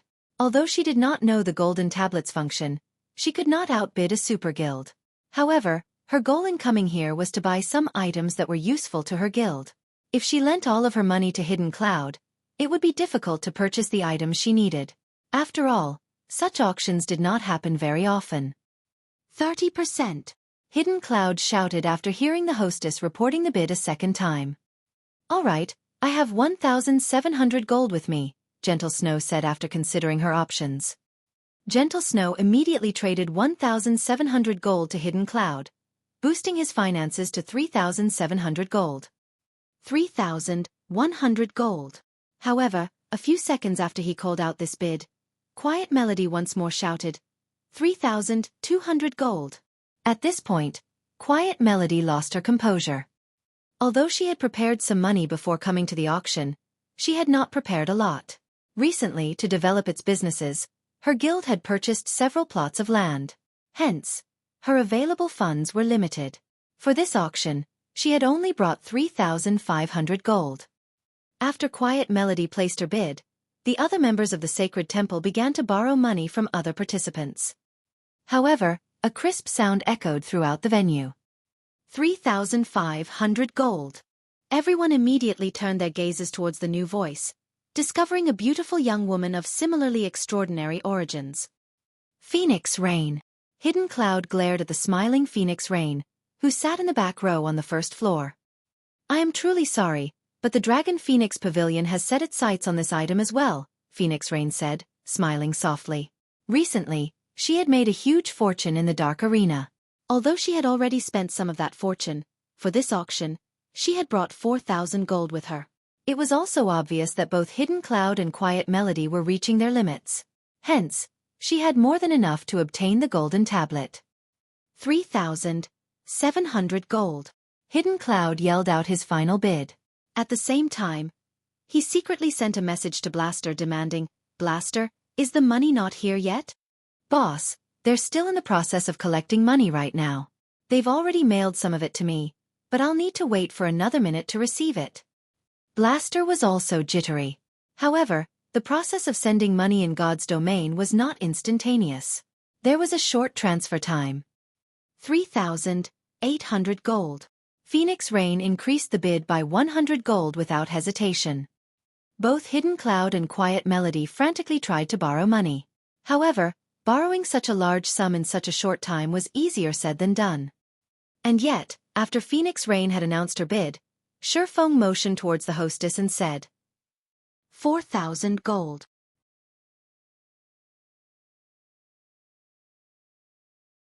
Chapter 833. Stone Tablet Obtain. Under. Yi Feng. Phoenix Rain's mouth twitched slightly when she saw Feng suddenly raise his hand. She hadn't expected him to be here. Moreover, he had placed such a high bid. This placed her in a somewhat awkward position. She only had around 4,000 gold on hand. It would be difficult for her to continue bidding. However, Phoenix Rain's surprise was minor compared to the shock everyone else in the venue felt. This had been a contest between God's domain's major powers, yet someone from a lesser guild had actually dared to outbid them. He had practically issued a direct challenge. How does he have so much money? Surprise flashed in Hidden Cloud's eyes when he turned to the calm Feng. He had already read through the information his team had collected about this man. Feng had been an unknown pawn before entering God's domain, an insignificant existence that did not warrant his attention. However, after joining God's domain, Feng had begun to shine. During the game's early stages, he had only been well known in a town. Afterward, he had vanished from the public eye. The next time he appeared and displayed his strength was when he had helped Gentle Snow. Not only had he defeated Soaring Snake, one of Ouroboros' top experts, but he also helped Gentle Snow become the guild leader of Ouroboros. However, the match against Sirius in the Dark Arena had truly earned him fame. Nevertheless, compared to Hidden Cloud, Feng was still insignificant. Even if the swordsmen were more powerful at the end of the day, he was merely the upper echelon of a small guild. A small guild could never compete with the Nine Heavens Pavilion. The resources each guild commanded were on entirely different levels. Yet, a minor character like Feng had bid 4,000 gold. Feng was even richer than he was. However, after a brief period of silence, Quiet Melody suddenly shouted, 4,500 gold. She rose the bid by 500 gold instantly. Even Feng could only smile bitterly while shaking his head. Like Phoenix Rain, he had only brought around 4,000 gold. That was a close call. Luckily, I managed to borrow some coins at the last minute. Otherwise, I really would have lost the item to Phoenix Rain. Quiet Melody revealed a relieved smile as she turned to Feng. If not for Feng raising the bid and earning her some time, she would have lost this auction. Damn it! The sacred temple is going to snatch it from us. Hidden Cloud's frustration was overwhelming as he glared at the satisfaction on Quiet Melody's face. If he obtained the golden tablet, not only would the Nine Heavens Pavilion give him the right to use the tablet first, but he would have also made a huge contribution to the guild. Moreover, with the first usage rights to the golden tablet, he could nurture a group of trustworthy experts. With those experts by his side and his contribution to the guild, he could advance his position in the pavilion. Now, however, not only did he have to hand the golden tablet over to someone else, but that person was also a longtime rival. This was far more vexing than losing the golden tablet to Phoenix Rain. Feng, lend me your 4,000 gold. I'll pay you back with 30% interest, Hidden Cloud asked desperately, his voice no longer carrying any hints of superiority. Feng shook his head, saying, No, I want 50% interest. That's going too far. Hidden Cloud growled, killing intent lacing his words. 30% is already high. If you hurry, you'll lose the 30% interest and earn yourself a powerful enemy. Emotion warmed Gentle Snow's face. She had never thought that Hidden Cloud would ever make such a threat. His desperation truly confused the Snow Goddess. Just what kind of item was this golden tablet? It had actually driven Hidden Cloud to lose his composure. At this moment, the man before her behaved nothing like the Hidden Cloud she knew. Going too far? Feng grinned. Unhurriedly, he pointed his finger at the distant Phoenix Rain, saying, The Phoenix Pavilion Master has also asked for a loan. Since you don't want to borrow it, I can lend it to the Phoenix Pavilion Master. You! Furious, Hidden Cloud wanted to rage. However, when he heard the hostess smash the gavel a second time, he gritted his teeth and said, Fine. I promise 50%. On the surface, although Hidden Cloud had agreed to Feng's conditions, he changed his view of Feng from someone who needed a warning to someone who needed to be extinguished. Once the auction was over, he would introduce Feng to despair. Meanwhile, Feng had long since been prepared as he quickly retrieved a contract and handed it to Hidden Cloud. The terms of the contract were very simple. As long as Hidden Cloud signed it, he would obtain 4,000 gold. However, the assassin was required to return 6,000 gold within a day. If he violated the contract, he would have to pay Feng 3 times the amount he borrowed in credits. After Hidden Cloud examined the contract, his hatred for Feng deepened. This was the first time anyone had taken advantage of him to such a degree, yet he was powerless about it. Unfortunately, he could only swallow this humiliation and sign the contract. Immediately, an additional 4,000 gold appeared in his pockets. 7,000 gold. Hidden Cloud shouted. As these words echoed throughout the auction venue, even Quiet Melody was momentarily stunned. She couldn't believe that Hidden Cloud would be this decisive. She had only managed to gather a total of 5,100 gold. The auction would be long over by the time she gathered enough money to make a counterbid. This Feng really is hateful. Even though we are secret partners, he loaned the money to Hidden Cloud. Blue Phoenix huffed as she watched the calm Feng. I was truly blind to have thought of him as a good person. However, Phoenix Rain, who sat beside Blue Bamboo, remained silent as she seriously evaluated the distant Feng. She, too, had initially been angry. However, her anger quickly dissipated after she read the message Feng had sent her. The message was very simple. The golden tablet is dangerous. Although she did not know what kind of danger the golden tablet possessed, she did not think that Feng would lie to her. After all, she had a close partnership with Zero Wing. She had previously stated that, after she obtained the golden tablet, she would split half of the slots to learn the secret technique with Zero Wing. This trade would benefit both sides. There was simply no reason for Feng to reject her offer. She also did not believe that Hidden Cloud would be generous enough to split any of the learning slots with anyone else. While Phoenix Rain pondered, the hostess smashed her gavel a third and final time. Congratulations to this gentleman for obtaining this tablet. Let us give him a round of applause. The beautiful hostess announced as she clapped her hands. I finally got it. At this moment, Hidden Cloud felt ecstatic. When the golden tablet rested in his hands, wondrous fantasies of a powerful future filled his mind. He then shifted his gaze to Feng, ridicule flashing in his eyes. Now that I've obtained the tablet, I'll take care of you soon. Feng paid no heed to Hidden Cloud's gaze. Instead, his eyes shifted towards the venue's second floor. The moment Hidden Cloud obtained the golden tablet, the mysterious youth on the second floor smiled happily at the assassin. When Feng had first laid his eyes on the golden tablet, he too had wanted it for his own.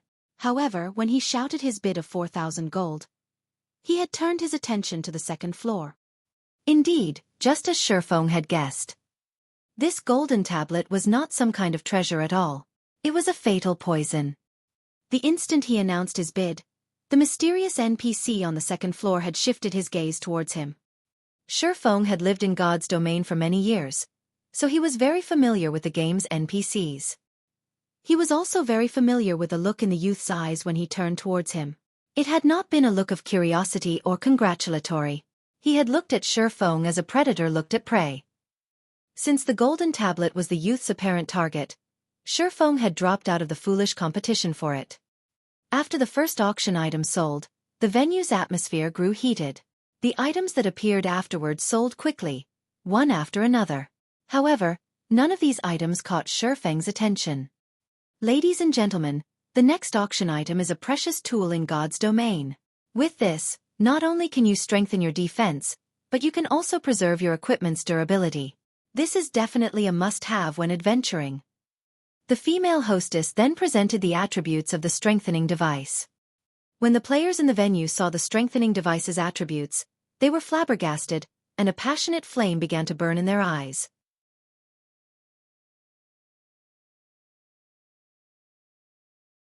Chapter 834.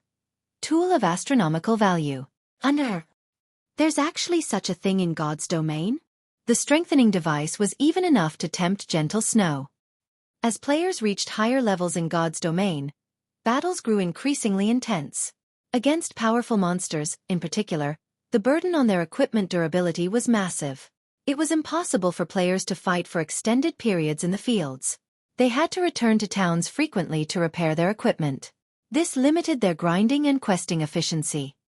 Unfortunately, no one had found a tool in God's domain that could solve this problem. The only solution they had was to prepare several sets of equipment as temporary replacements. However, guilds simply did not have enough equipment to supply every member with multiple sets. It was especially true for top-tier equipment. Even a first-rate guild like Ouroboros had to rely on outside sources for equipment, not to mention other guilds. To make matters worse, as players faced higher-leveled monsters, equipment drop rates decreased. This had significantly slowed guilds' development. If guilds had a tool like the strengthening device, they could solve this problem. Although the strengthening device was somewhat expensive, compared to the cost of preparing one or two additional sets of top-tier equipment for a player, the strengthening device was a cheap solution. Gentle Snow wasn't the only person who had realized this. The representatives of the various large guilds also understood the value of the strengthening device. Unfortunately, only one device was up for auction right now. I wish more were up for sale, Gentle Snow sighed in disappointment. Although everyone shared her feelings, nobody held back when placing their bids. 2 gold. 2 gold 10 silver. 2 gold 30 silver. Although only one strengthening device was available, many people participated in the bidding. This was completely different from the golden tablet sale. The tablet's price would soar randomly by several hundred or thousands of gold. Small guilds simply could not afford to participate. However, they could compete for an item that only cost several gold. 5 gold. Hidden Cloud decisively raised the bid by a large margin, causing hesitation to ripple through the crowd. After all, if they call out a higher bid now, they would be challenging a super guild. They were not so desperate as to offend a super guild for a single strengthening device. Suddenly, Quiet Melody shouted, 6 gold. Melody, you think you can challenge me? Hidden Cloud sneered. He then shouted, 10 gold. Now that he had the golden tablet, the guild elders were extremely pleased with him and had marked down his contribution to the guild.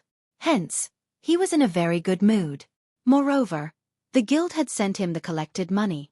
Even after paying off his debt to both Gentle Snow and Feng, he still had around 5,300 gold.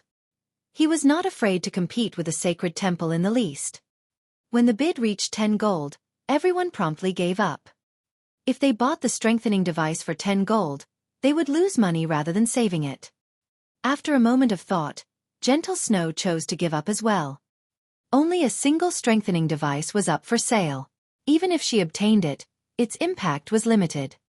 After the hostess slammed her gavel 3 times, Hidden Cloud won the strengthening device. Unfortunately, before Hidden Cloud could celebrate his victory, the hostess presented another strengthening device. Unlike before, however, she displayed a stack of 100 strengthening devices. 100 devices? Gentle Snow was momentarily stunned. Immediately, joy blossomed in her heart. 100 strengthening devices would have a far greater impact than just one. It would be of great help during large-scale team quests. 300 gold. 310 gold. 500 gold. The bids continuously increased. You want to compete with your meager wealth? Hidden Cloud laughed.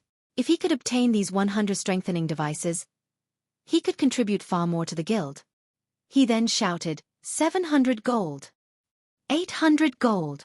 Phoenix Rain bid. 1,000 gold. Hidden Cloud raised the price without hesitation. 1,050 gold. Quiet Melody gnashed her teeth as she rose the bid. If she missed the opportunity to purchase these strengthening devices, who knew when she would get another? 1,200 gold. Hidden Cloud leisurely raised the price once more. Even to a super guild, 1,200 gold was not a small amount of money. In the end, both Quiet Melody and Phoenix Rain could only relent. However, nobody could have expected that, after this stack of strengthening devices sold, a stack of 10 strengthening devices would appear on the screen. Damn! Is the system playing with us? Can't they just tell us how many strengthening devices will be up for auction? Although the various large guild representatives were excited that the strengthening device had appeared again, they also felt helpless. After all, who knew if this stack of strengthening devices would be the last available? For a time, everyone participated in another bidding war for the strengthening devices.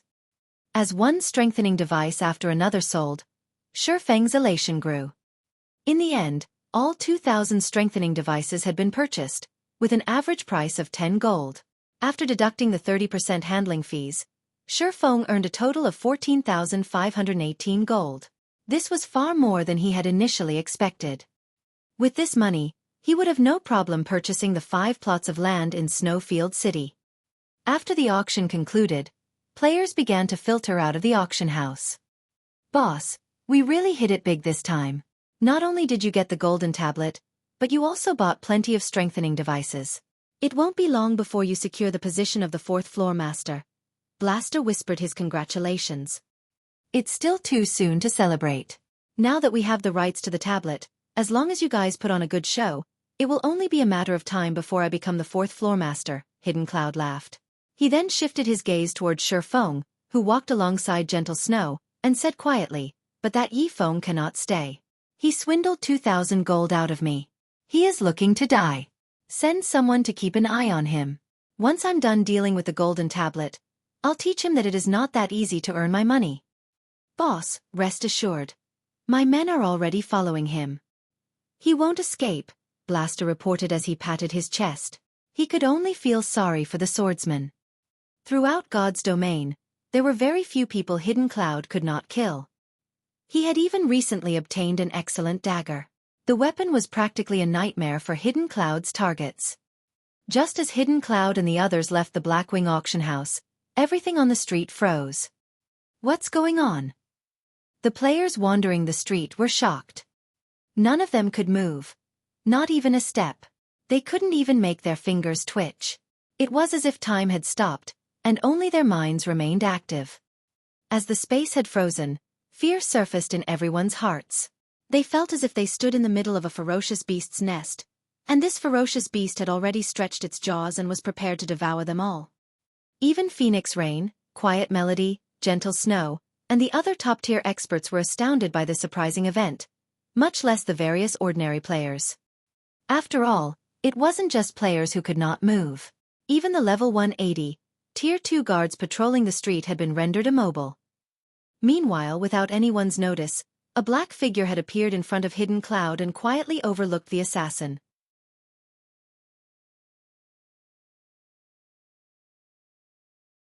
Chapter 835.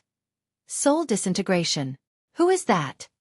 Phoenix Rain, who had just exited the auction house, watched the mysterious youth slowly walk towards Hidden Cloud in disbelief. This was the first time she had encountered such a situation. Blackwing City was not an ordinary city. Even the city patrols were far superior to an imperial capital's. Yet, despite at the daylight hour, this NPC acted so boldly. The most unbelievable part about this situation was that even the Tier 3 guard captains had been frozen in place. This mysterious youth's power was incredibly frightening. "What are you trying to do?" Hidden Cloud asked the mysterious youth before him.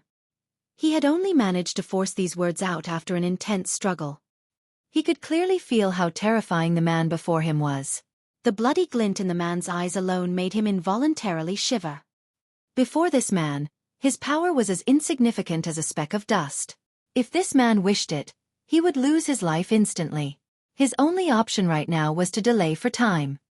What kind of place was Blackwing City? It was probably the safest location throughout God's domain. There was no way Blackwing City's authorities would allow an NPC to do as they wished. Ha ha ha, you sure are an interesting little fellow. You're still trying to buy time? I advise you to give up. Although you are still in Blackwing City, this space is in a completely different dimension. Even a Tier 5 divine mage, adept in space magic, won't detect us here. The mysterious man smiled calmly at Hidden Cloud's question. All right, will you hand over the golden tablet on your own, or will I have to retrieve it myself? Although the youth's words had not been loud, every player on the street had heard him very clearly. What? An NPC is robbing someone? Is this some kind of event? Isn't this NPC too strong? He's actually making a move inside Blackwing City. This isn't a legendary quest, right? The watching players were both excited and scared. Although this chance encounter was interesting, they were afraid of being caught up in the incident. A meaningless death at their levels would be a major, unfortunate loss. Golden tablet? What is that? I don't know what you're talking about, Hidden Cloud said, his mouth twitching as he stared at the mysterious youth. That golden tablet was his hope of advancing his career in the Nine Heavens Pavilion. Not only had he spent a large sum of money to obtain it, but the pavilion's upper echelons had also heard of his procurement already. If he simply handed the tablet to this NPC and returned to report to his superiors that he had lost it, acting as if nothing had ever happened, he would only enrage the Nine Heavens Pavilion's elders and guild leader. Handing over the golden tablet was scarier than death. Hearing Hidden Cloud's words, Feng glanced at the assassin, admiring the man's courage. When he had encountered an NPC robbery in his previous life, he had tried to resist as well. Unfortunately, he had not experienced a positive outcome. As he had not been strong enough, the NPC had successfully robbed him. However, being robbed was one thing. The true problem lay in the fact that said NPC had attacked. Dying by an NPC's hand had a far more severe penalty than an ordinary death. Moreover, the more powerful the NPC was, the heavier the punishments players received when that NPC killed them. Feng had been considerably lucky. His murderer had only been a Tier 4 Sword Emperor. In the end, he had lost 2 levels and suffered a weakened state for 5 days. Meanwhile, no matter how he looked at it, The mysterious youth was definitely stronger than a Tier 4 Sword Emperor. A lot stronger. "You're not gonna hand it over," the youth sighed. "It seems that I have to do it myself then." As soon as the NPC finished his statement, he stretched out a finger and lightly tapped Hidden Cloud's forehead. Pang! Ah! Hidden Cloud screamed with pain, sounding as if this pain came from the depths of his soul. In the next moment, Hidden Cloud's physical body disintegrated, revealing a half-transparent version of himself. However, this half-transparent Hidden Cloud began to fade. The assassin's scream grew in pitch and distorted, sounding almost inhuman. Amazing! This NPC actually knows soul disintegration. Feng was slightly surprised as he watched Hidden Cloud's body vanish in the wind. At this moment, even Feng had sympathy for Hidden Cloud. Feng had only seen soul disintegration in a video in the past. Not only could this attack kill players, but it could also damage a player's soul directly. It was similar to when he absorbed players' immortal souls. An immortal soul, as the name suggested, was an immortal existence. No matter how much damage an immortal soul took, it could recover.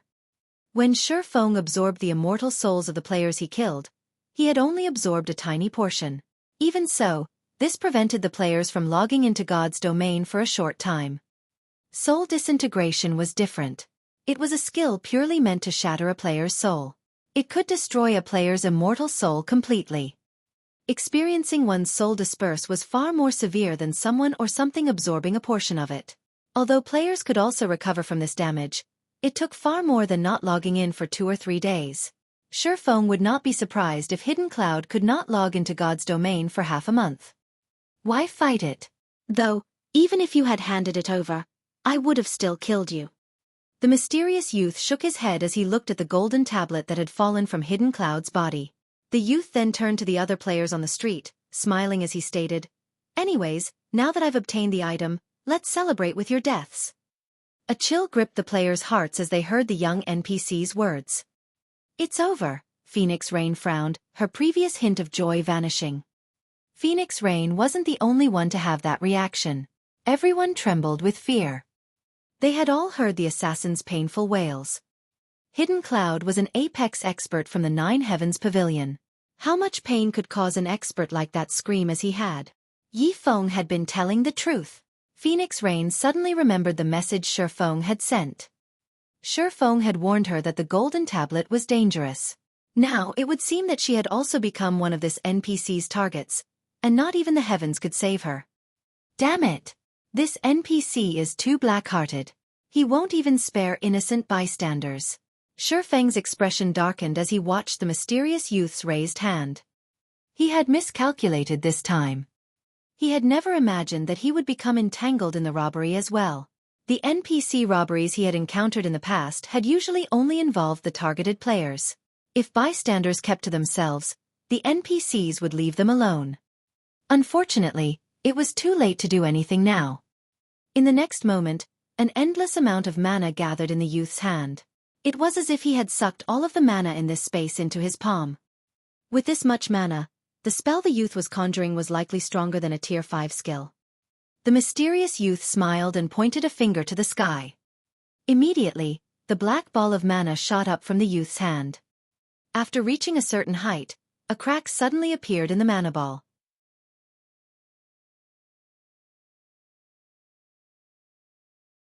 Chapter 836. Tablet Secret. Just who is this mysterious youth?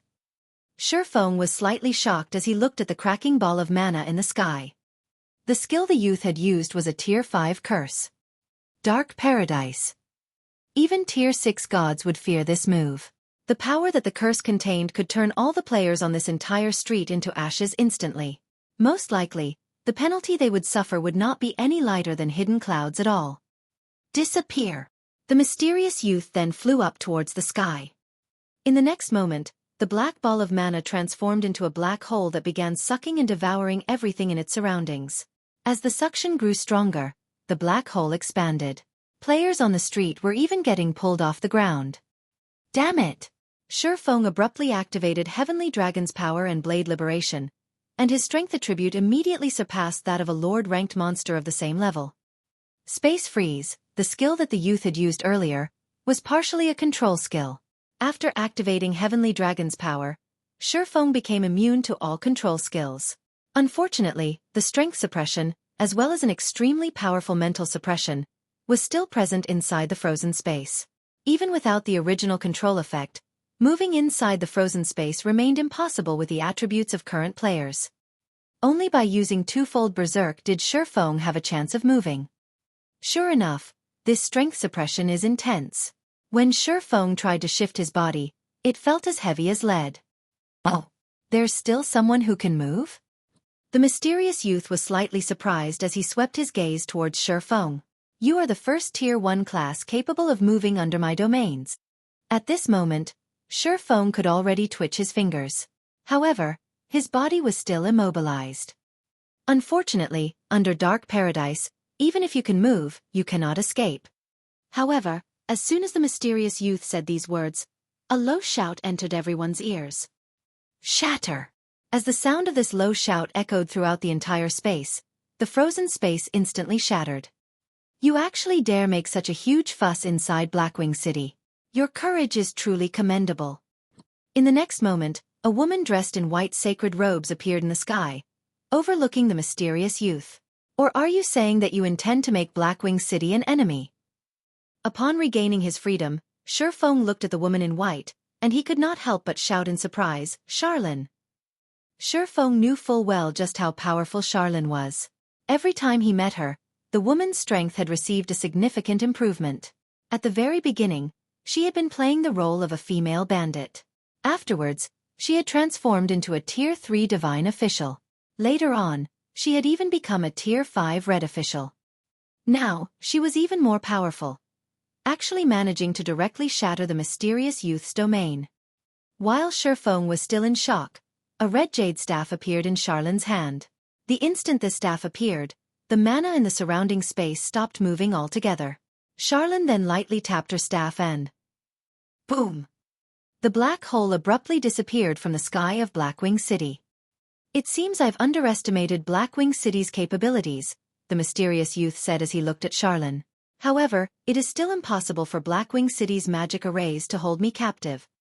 Saying so, the mysterious youth transformed into a streak of light and vanished from everyone's sight.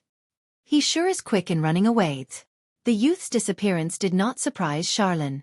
After sending Feng a glance, she too vanished from the sky, leaving behind only a group of dumbfounded players.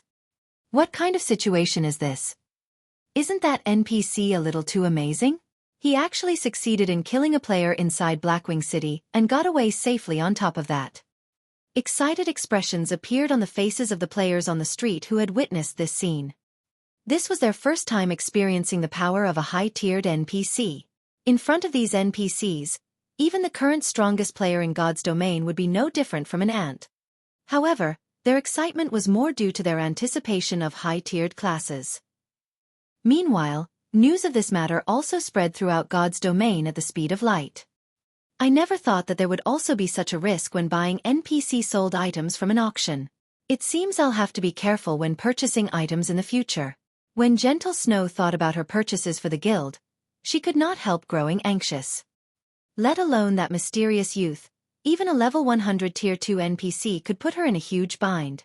If a Tier 3 NPC appeared, then only death would await her. In reality, Gentle Snow wasn't the only person who had such thoughts. The representatives of the various large guilds shared her fears. In the future, when they were purchasing treasures sold by NPCs in an auction, they would have to estimate properly whether or not they had the ability to protect the treasures they wanted to acquire. If they were not confident in protecting a treasure, they would not buy it. Otherwise, they could lose both their lives and money. He's finally gone. Feng breathed out a sigh of relief as he saw the mysterious youth disappearing. Had Charlene come even 1 or 2 seconds later, he would have had to surrender to fate and gotten sucked into the black hole. At that time, not only would he have lost several levels worth of EXP, but he also would not have been able to log into the game for several days. It definitely would have dealt a fatal blow to his gaming career. However, as soon as Feng relaxed, Charlene's voice suddenly entered his ears. Come to the library. I have some things to say to you. System, you have triggered the Epic Quest Tablet secret. Quest content. Head to White River City's library and meet with Charlene. What? Feng was momentarily stunned when he heard the system notification. Even an NPC robbery can trigger a quest. This was Feng's first time to encounter such a situation. Generally, if one had a certain amount of strength, they would be able to repel an NPC robbery easily and protect the merchandise they bought from the auction house. One could say that having sufficient financial power was only the first threshold to purchasing a treasure from the auction house. At the end of the day, whether one would be able to obtain the treasure depended on their own abilities. Hidden Cloud had purchased the golden tablet at a high price.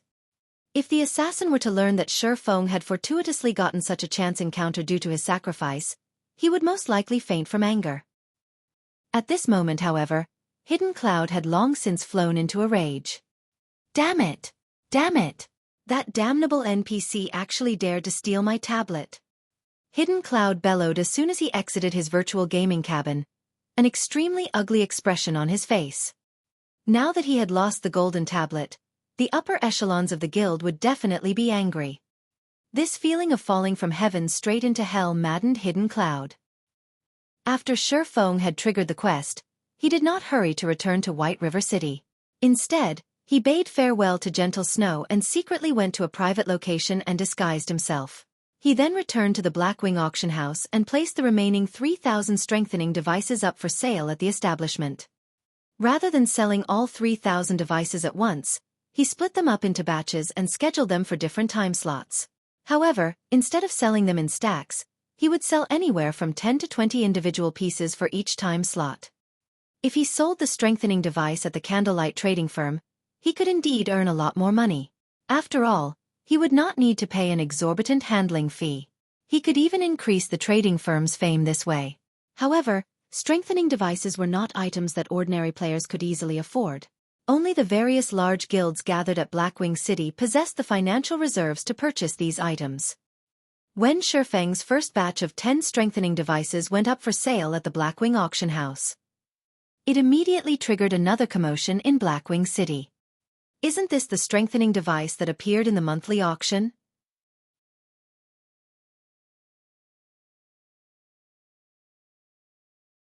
Chapter 837, Lakeheart City. Inside the Blackwing auction house. The moment the strengthening devices appeared once more, various members of large guilds, who had been idling around in the main hall of the auction house, began frantically contacting the upper echelons of their respective guilds. The strengthening device from the monthly auction held just before had already become famous. It had even caused a commotion on God's Domain's official forums. Currently, the monsters in God's Domain were growing more powerful. It would be a miracle if an ordinary player's equipment could last them over 10 hours of grinding out in the fields. If these players frequently fought elite or stronger monsters, their equipment's durability would decline even faster, generally lasting 8 hours at most. Guild elite members might be able to hold out for a little longer. However, the current mainstream grinding spots were becoming farther and farther away from cities. Just making a round trip would cost players a lot of time, so much so that their travel time might be even longer than the time they spent grinding monsters. To the elite members and upper echelons of guilds, time was money. It was especially true for the time of guild experts. To develop their guilds, not only were these experts required to maintain a strong lead in levels, but they were also required to raid field bosses and dungeons to procure equipment for the guild. Naturally, these experts could not afford to waste all their time on travel. The obvious solution to this problem was to prepare extra sets of top-tier equipment. However, this method was simply too extravagant even for guilds. While the monthly auction was still ongoing, the various large guilds had immediately experimented on the strengthening devices they acquired.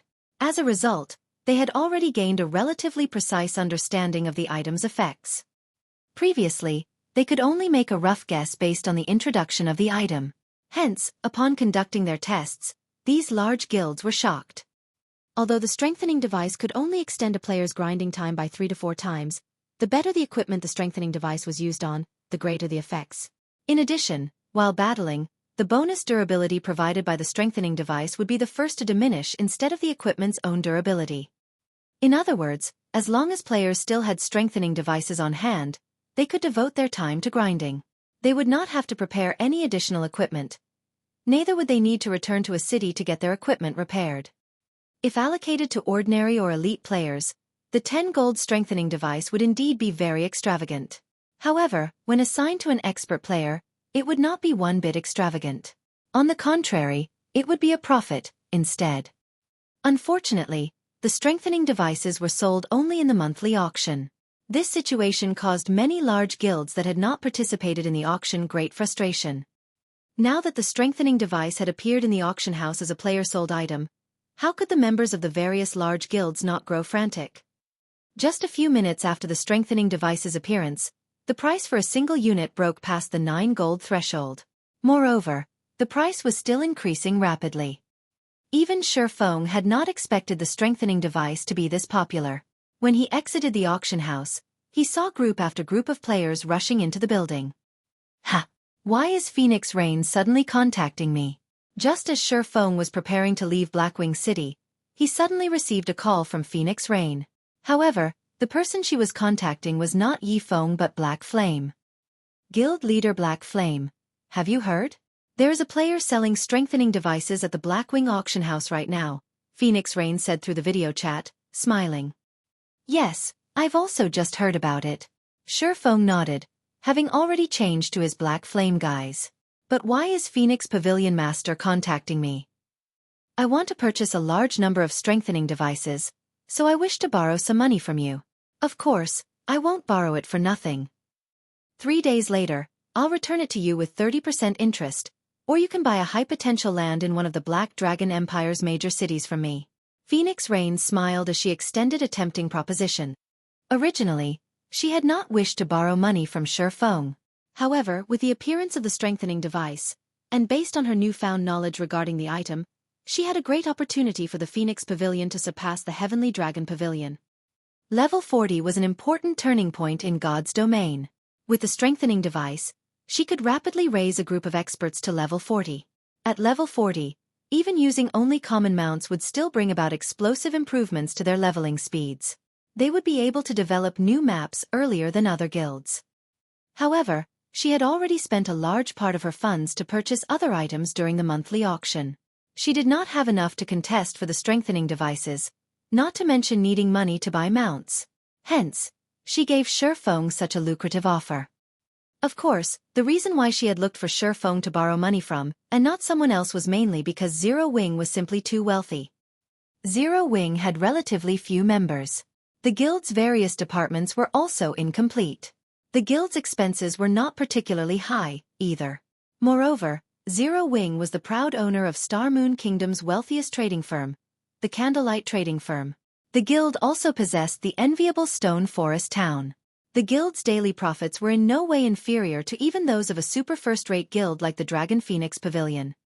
Due to these reasons, the wealth Zero Wing possessed could make even her envious. Just from the bid Yi Feng had placed earlier on the golden tablet, one could tell how rich Zero Wing was. Alright, but I want to purchase land at the Black Dragon Empire's Lakeheart City. Feng inwardly cheered upon hearing Phoenix Rain's words. He had never imagined that the woman would be so desperate.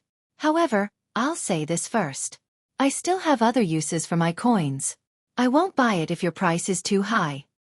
Although he had previously purchased some potential land in the Black Dragon Empire and subsequently established the Candlelight Trading Firm at these locations, there was a limit to his funds. Currently, large guilds within the Empire had long since bought up the majority of the potential land in the Empire's major cities. Even if Zero Wing could afford to purchase them now, nobody would be willing to sell any of their lands.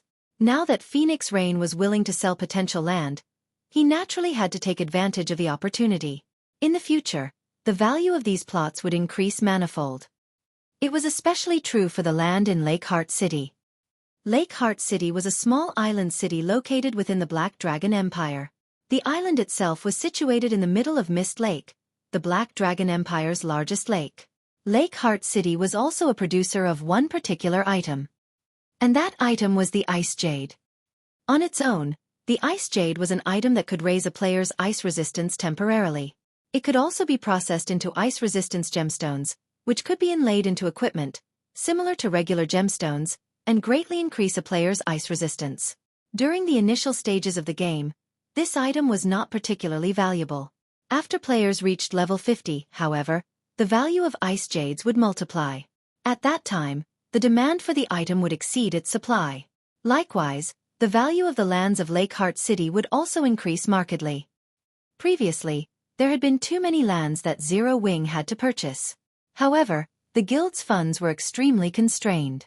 Hence, it had to limit its purchases to a few cities. Although it had earned enough money later on, by then, the potential lands of Lakeheart City had long since been bought clean. As for the golden lands of the city, Zero Wing had neither the money nor reputation required to purchase them.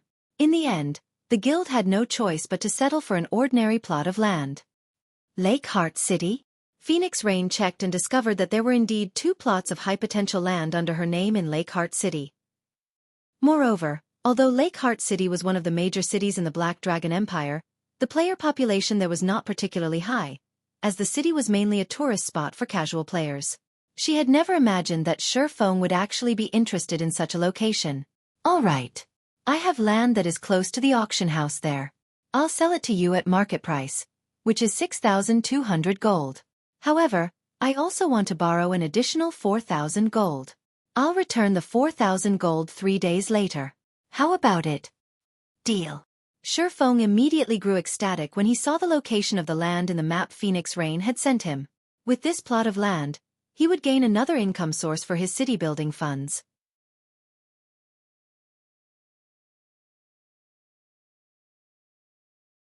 Chapter 838. Raging Market. Lakeheart City was currently a prime tourist spot for players, as the city itself was like heaven on earth. Many casual players or players who wished to get away from the front lines would often visit this city. However, those who preferred adventuring and battling rarely visited the city.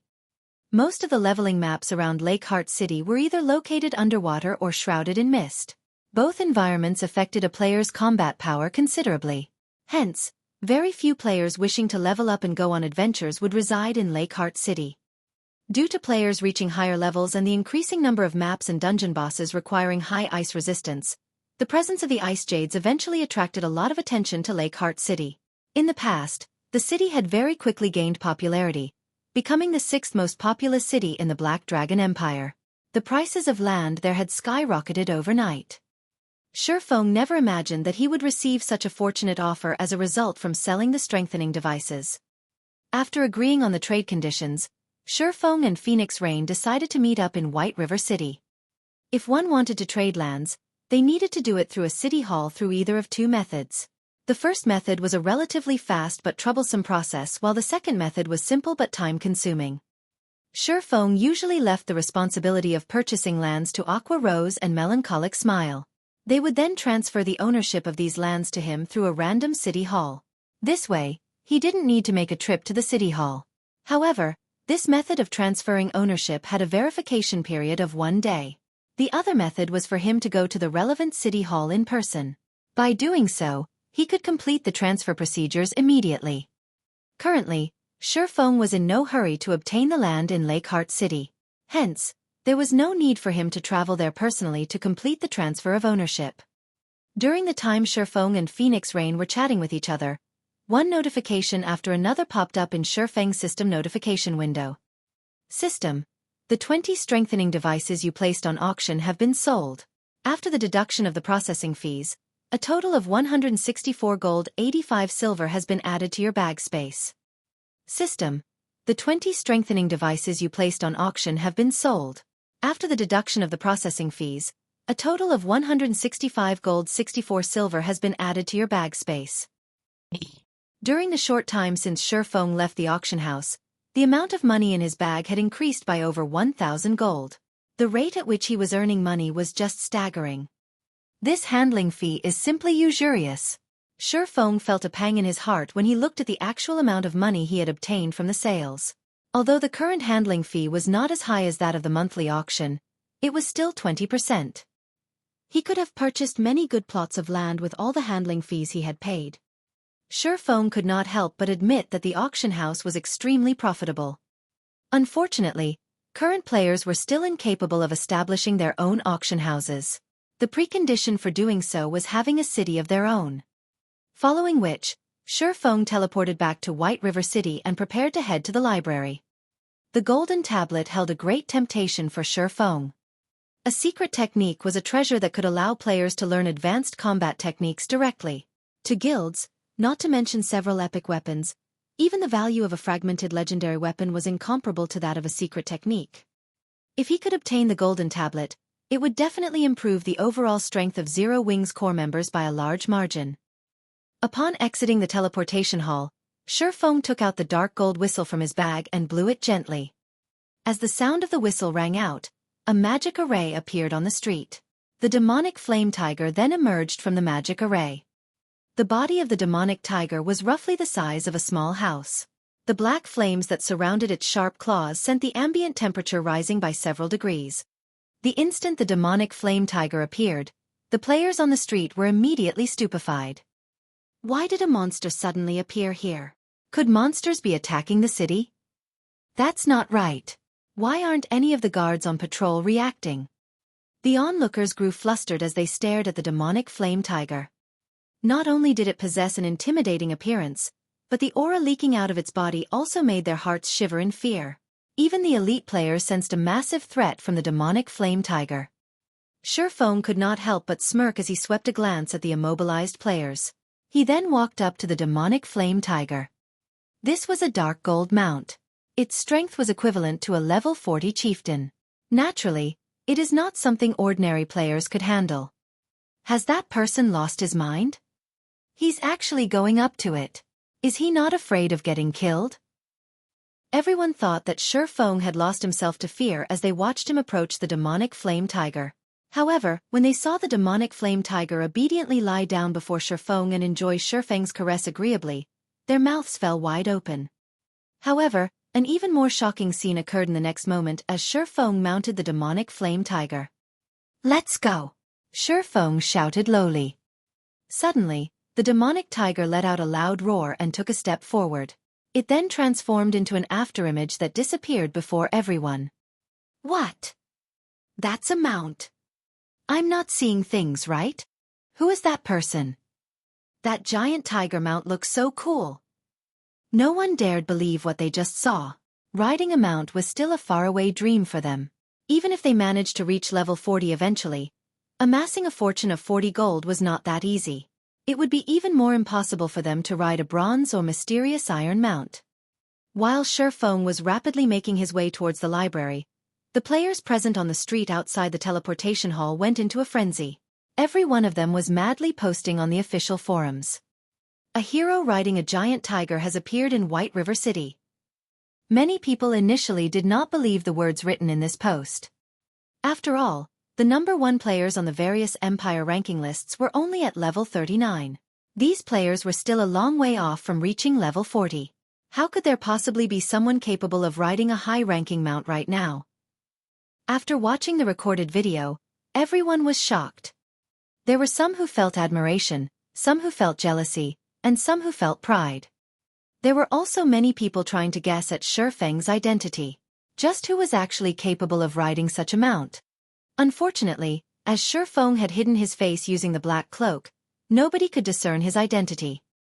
A dark gold mount sure is fast. Even an advanced horse carriage is far inferior to it. This was also Feng's first time riding a dark gold mount.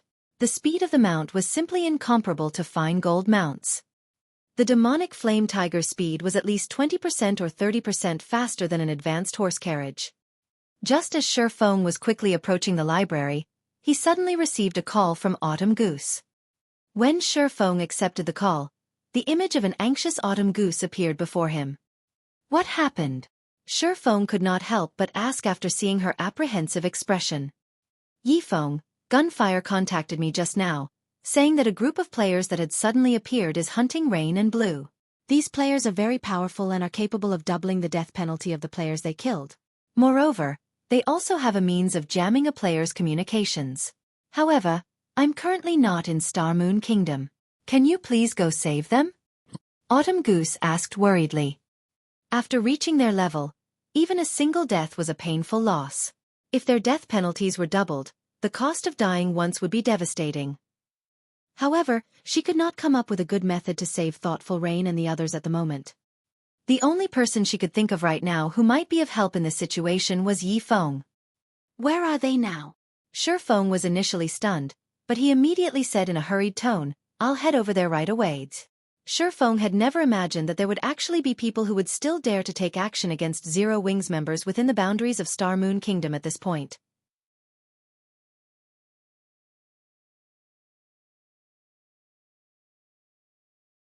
Chapter 839. Crystal Maze. Hearing Feng answer without hesitation, Autumn Goose was touched. She also felt slightly envious. The reason why she had joined an independent organization like the Wind God's Spear was precisely how the people within the organization treated each other like family. If one of them got bullied, they would fearlessly help out their companions regardless of the cost. They did not behave like guild members, who had to worry about various aspects even when helping out a companion. Generally, players in the upper echelons of guilds, like Feng, were even less likely to make a move casually. People in his position would usually ascertain what kind of enemy they were going up against first and make a decision only after determining the potential profits and losses. However, Feng had not done any of this. Instead of asking who their enemy was, the first thing Feng wanted to know was the whereabouts of Thoughtful Rain and Blue Bamboo. Such a situation generally would never happen in a guild. Some experts ambushed Rain and the others at the Crystal Forest. The enemies were wearing black cloaks, so they did not find out anything about those experts. Moreover, their ambushers operated silently. Fortunately, Rain and Blue managed to use the instantaneous movement scrolls you gave them before to escape. However, based on what Gunfire told me, those people were there specifically to kill Rain and Blue. They definitely will not let them get away. Here are the coordinates of where the ambush took place. You have to be careful, Autumn Goose said as she sent the map coordinates to Feng. I understand. I'll hurry there immediately. After seeing the coordinates of the Crystal Forest, Feng silently committed it to memory. He quickly turned the demonic flame tiger around and headed straight for the teleportation hall.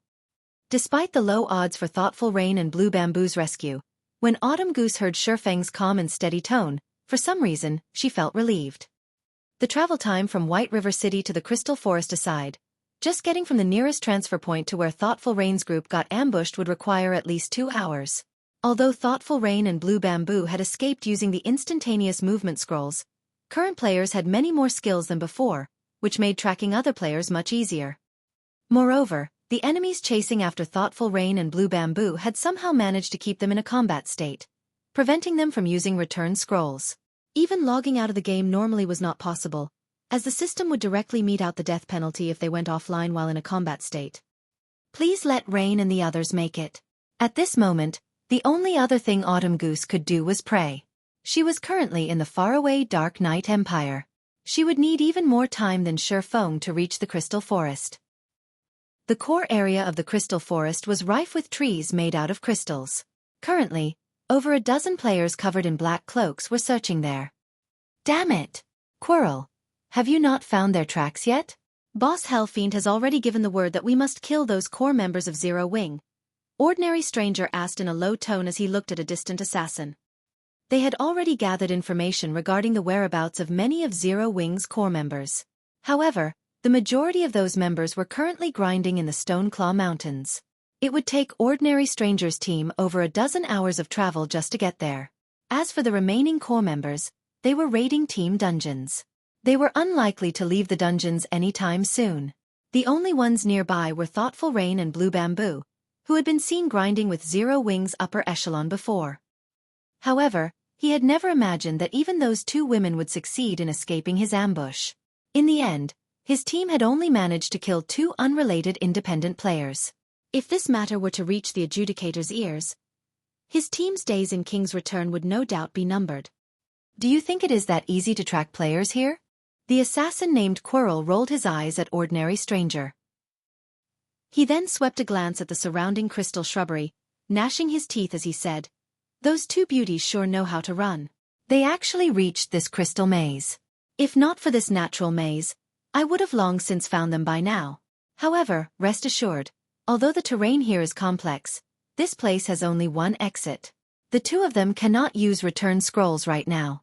They also cannot log off normally. It is only a matter of time before we find them." Good then. Thunder and I will guard the exit. You guys head inside and search for those two. We need to kill them as quickly as possible. Don't forget, we don't have much time left. We still need to deal with the other members of Zero Wing, Ordinary Stranger instructed. I understand. Quirrell also began hastening his search. Aside from Quirrell, the other members of the team paired off and began searching the crystal maze. Rain, what are we going to do? Those people are still chasing after us. If we head in any further, we will arrive at the lair of the crystal wolves. Blue Bamboo's heart began palpitating as she looked at the patrolling pack of crystal wolves some distance away. These crystal wolves were incomparably powerful. In order to complete a crystal collection quest, they had also personally experienced the strength of these monsters. Previously, when Feng had led them to kill the crystal wolf packs, they had not felt these monsters to be much of a threat. However, after returning to this place again by themselves, they found out just how difficult and exhausting dealing with these monsters was. Alone, a single wolf pack was not particularly scary. However, if they did not kill these crystal wolves quickly enough, these monsters would summon more companions in the vicinity, instantly bolstering their numbers by several times. Sometimes, the crystal wolves would also draw special elites, or even chieftain-ranked monsters. Fortunately, when the chieftain appeared, they had Deathwind to tank it. Otherwise, they would have died without a doubt. Only they had never imagined that, rather than dying to the level 45 chieftain, Deathwind would die at the hands of cloaked players that had suddenly appeared, instead. If not for Deathwind and gunfire delaying those people, they would not have had a chance to use the instantaneous movement scrolls that Feng had given to them for emergencies. Currently, there were crystal wolves all around them. If they moved deeper into the maze, the possibility of discovery by a wolf pack would increase as well. In which case, by the time those cloaked players caught up to them, these crystal wolves would have long since killed them already. We can only give it a shot. We'll use an invisibility potion and continue forward. Hopefully, these wolf packs can buy us enough time. Thoughtful Rain gritted her teeth as she looked at her own status window. She then took out 2 invisibility potions and gave one of the bottles to Blue Bamboo. Both of them were currently afflicted with the Soul Lock debuff. As long as they were out in the fields, they would not be able to contact anybody for 5 hours. Their attackers had also forced them into a constant combat state, which prevented them from using their return scrolls. Arbitrarily logging out of the game would result in them suffering the death penalty immediately. While Thoughtful Rain and Blue Bamboo snuck deeper into the crystal maze, Feng had already arrived at the crystal forest. I finally caught up. Feng tapped on the demonic flame tiger, storing it away as he looked at the crystal forest before him. He then opened the map for the crystal forest. Even now, Autumn Goose had yet to contact him again. This silence meant that Thoughtful Rain and Blue Bamboo were still alive. The enemy is extraordinary. The fact that Rain and Blue have remained at large suggests that they entered the crystal forest's core area, the crystal maze. Hopefully, I can make it in time. After taking a glance at the map, Feng used space movement, the activatable skill of the aura of space. Space movement allowed him to cross up to 600,000 yards instantly. He could easily traverse the entire crystal forest or move to any location within the map. If not for this skill, he would not have made it to the crystal forest so quickly, either. Now that the skill's cooldown was over, he could use it once again. In the blink of an eye, Feng appeared at a location close to the crystal maze's entrance. Guarding the entrance as well? It seems you guys really are targeting Zero Wing. The instant Feng appeared in the area, he immediately noticed the cloaked Ordinary Stranger and Thunder Tiger keeping watch at the entrance of the crystal maze, their eyes radiating cold killing intent.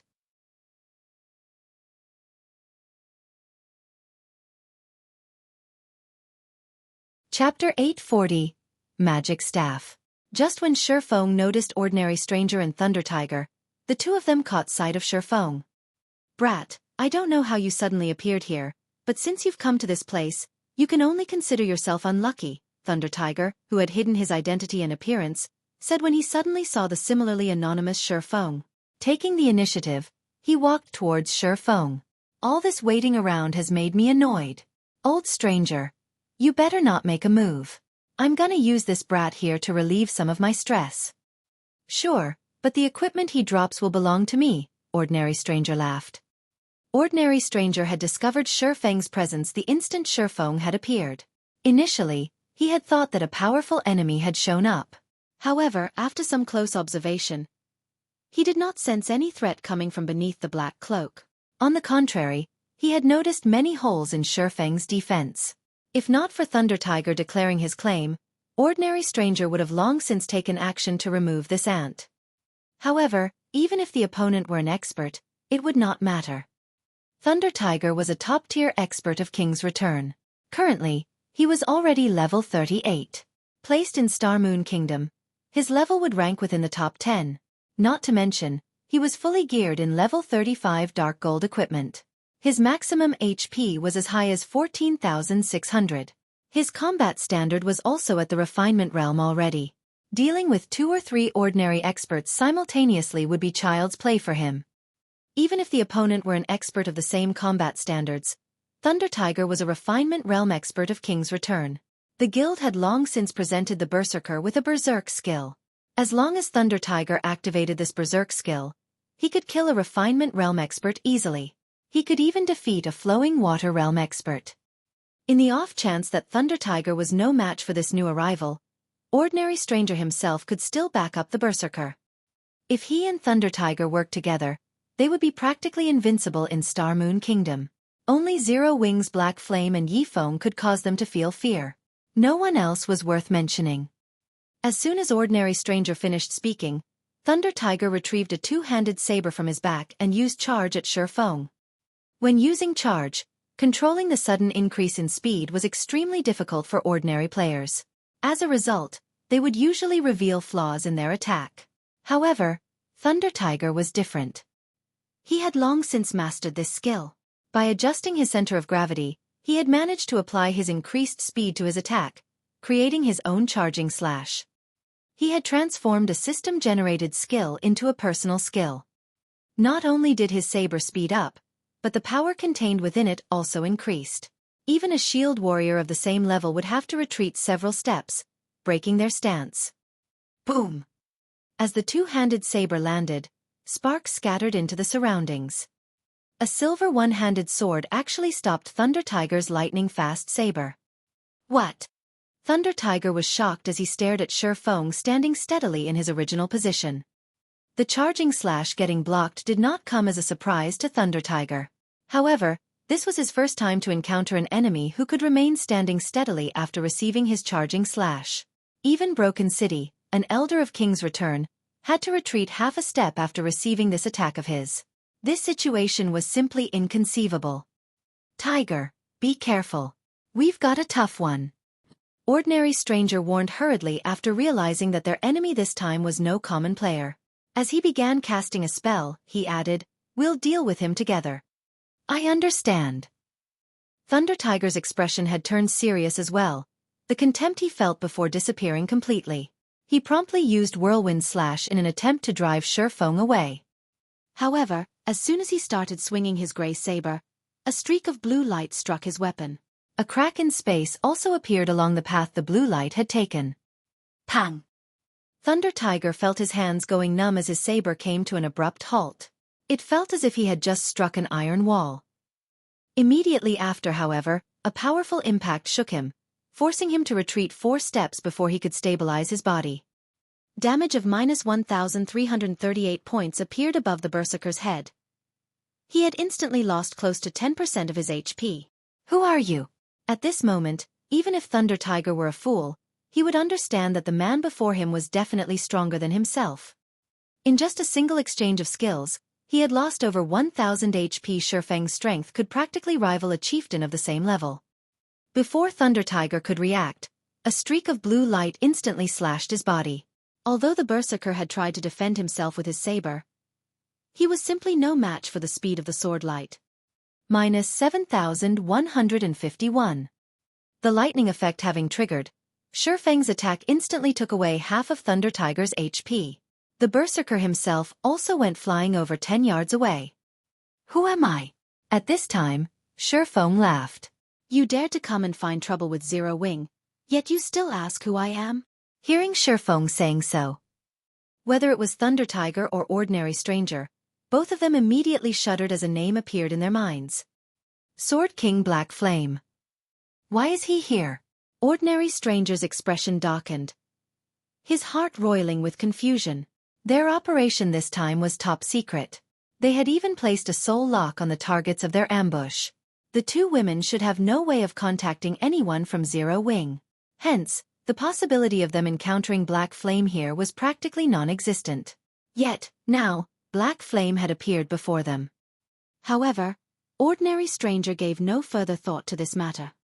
Since Black Flame was here, there was only one thing they could do right now. Escape. They had next to no chance of winning against Black Flame in a direct confrontation. Their only hope for resisting Black Flame was to meet up with the Falcon Legion. In the next moment, Ordinary Stranger waved his staff and cast the Tier 1 spell Summon Flame Spirit. A level 38 special elite flame lizard appeared immediately. Following which, he used one of the activatable skills of his magic staff, Undead Sacrifice. Suddenly, the flame lizard let out an agonized wail as the red flames covering its body turned into an emerald green, its body doubling in size. Its rank had increased from Special Elite to Lord as well. Undead Lizard, Undead, Lord. Level 38. HP 3, 600, 000/3, 600, 000. Such a powerful monster was more than enough to deal with a top-tier expert. Moreover, as a summoner, he could form a soul link with his summoned creature, which allowed him to transfer 50% of the damage he received to it. However, Ordinary Stranger knew quite well that even with the undead lizard, Thunder Tiger and he were still no match for Feng. They had a very clear understanding of just how powerful experts of Feng's standard were. He had summoned the undead lizard only to delay Feng. The undead lizard was a speed-type monster. At the same time, it possessed multiple control skills. It could surely pin down Feng and give them an opportunity to escape. Retreat! Ordinary Stranger waved his staff and shot elemental bullets at Feng. Simultaneously, he willed the undead lizard forward to attack Feng. Thunder Tiger no longer held back either, as he activated his berserk skill, Heart of Fury. The skill instantly increased his strength by 80%, his endurance by 50%, and his movement speed and attack speed by 50% for 2 minutes. After activating his berserk skill, Thunder Tiger turned around and fled without hesitation. Looking at the oncoming elemental bullets and undead lizard, Feng sneered and said, "Don't you think it's a little too late to be escaping now?" Saying so, he abruptly stabbed the abyssal blade into the ground.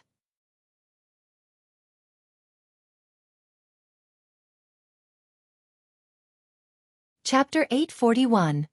Taboo Skills Might. You're not getting away. Feng deflected the elemental bullets using Killing Ray while activating one of the abyssal blade skills. Abyssal Curse. Immediately, a black magic array appeared on the ground. With Feng as the center, it covered a radius of 30 yards, instantly enveloping the undead lizard, which was the size of a small house, as well as Ordinary Stranger and Thunder Tiger. Endless streams of black mist flowed into their bodies. Not good. It's an AoE control skill. Ordinary Stranger frowned. Right now, it felt as if his body was stuck in quicksand. He could not move at all. He had never imagined that Feng would have such a trump card as well.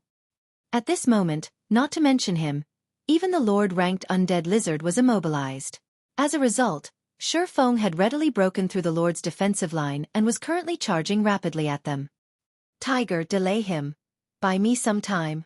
Ordinary Stranger no longer tried to hold back as he activated his berserk skill, Mana Detonation, his attributes increasing by a large margin. At the same time, he used Mental Exemption, becoming immune to all control effects for 5 seconds.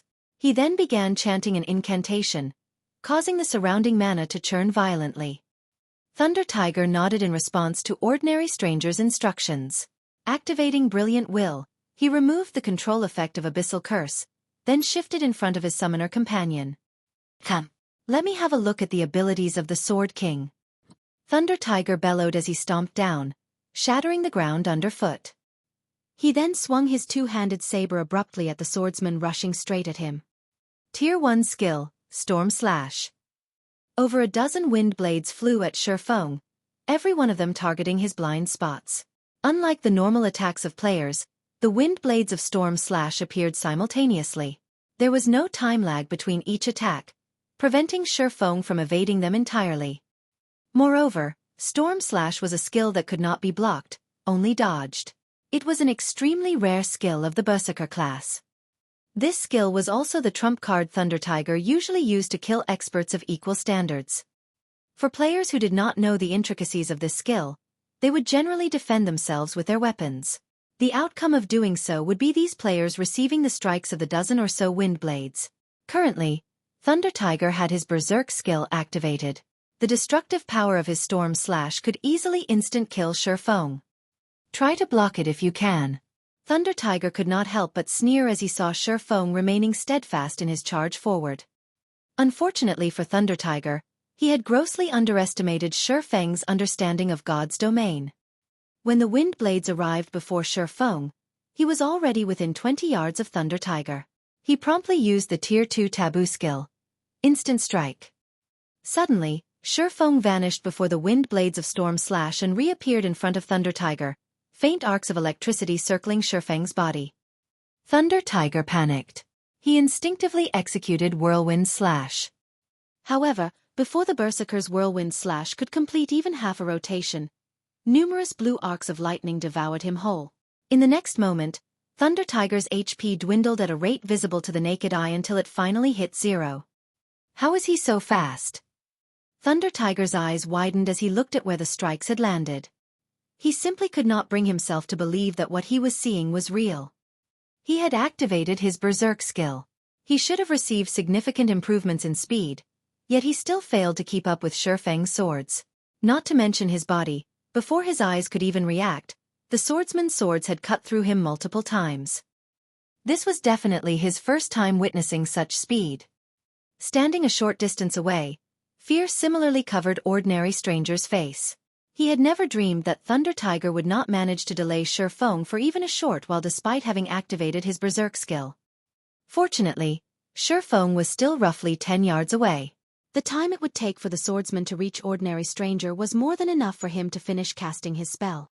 At that time, although the spell would not kill Feng, at the very least, it would help buy Ordinary Stranger time to escape.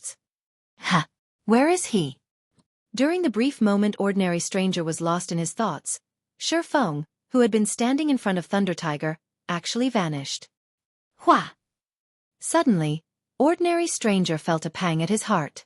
Without him noticing, a long sword wrapped in blue electric arcs had emerged from his chest. You! Turning his head around, Ordinary Stranger discovered Feng standing right behind him. He had actually failed to notice the swordsman approaching him altogether. It was as if Feng's presence was completely non-existent.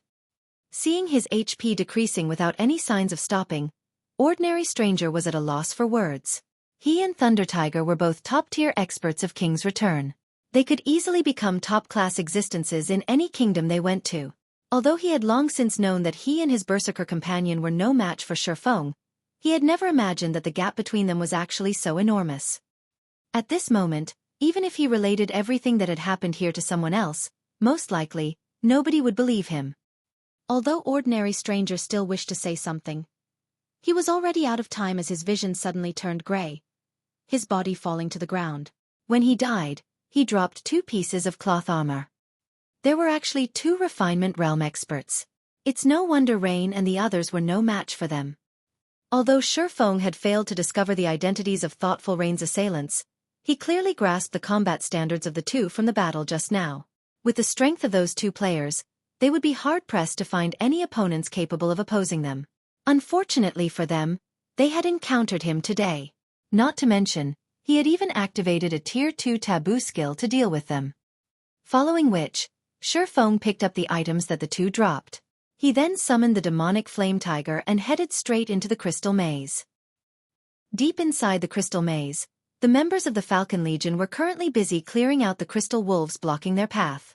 They were moving increasingly closer to the lair of the Crystal Wolves. These 2 beauties sure know how to run. They're hiding wherever there is danger. However, let's see how you'll continue escaping once you enter the lair of the Crystal Wolves, Quirrell muttered as he switched his footwork.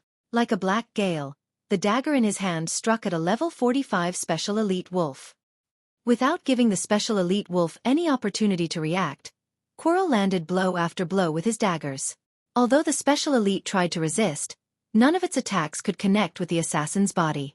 Little by little, Quirrell plundered away the Special Elite's HP, wielding the pitch-black daggers in his hands rapidly. A short moment later, the Special Elite Wolf, whose HP had been in the hundreds of thousands, fell to the ground. From start to end, the wolf had never once managed to land a hit on Quirrell. Team leader Quirrell sure is amazing. His skill level has improved again. In the guild's next class competition, his ranking will no doubt increase once more, a nearby level 37 female assassin said, her face filled with admiration as she looked at Quirrell. Don't make a fool of yourself. Team leader Quirrell has very high expectations. With your standards, do you think you will be able to gain his favor? Let's just hurry up and clear away these crystal wolves.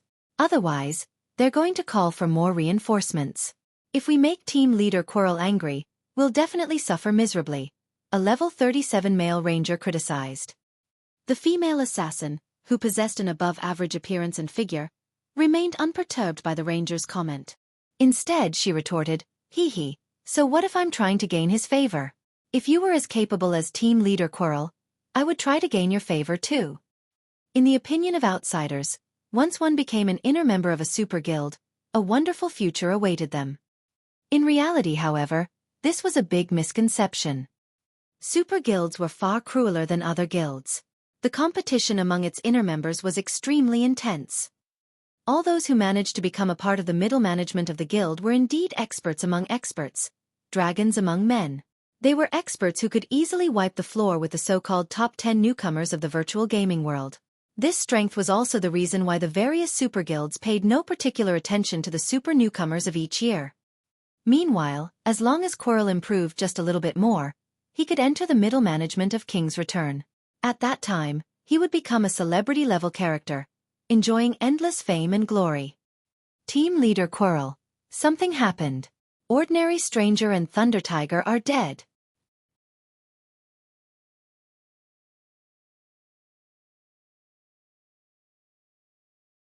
Chapter 842. Feng arrives. They died. When Quirrell heard the report, he quickly called out the system team window.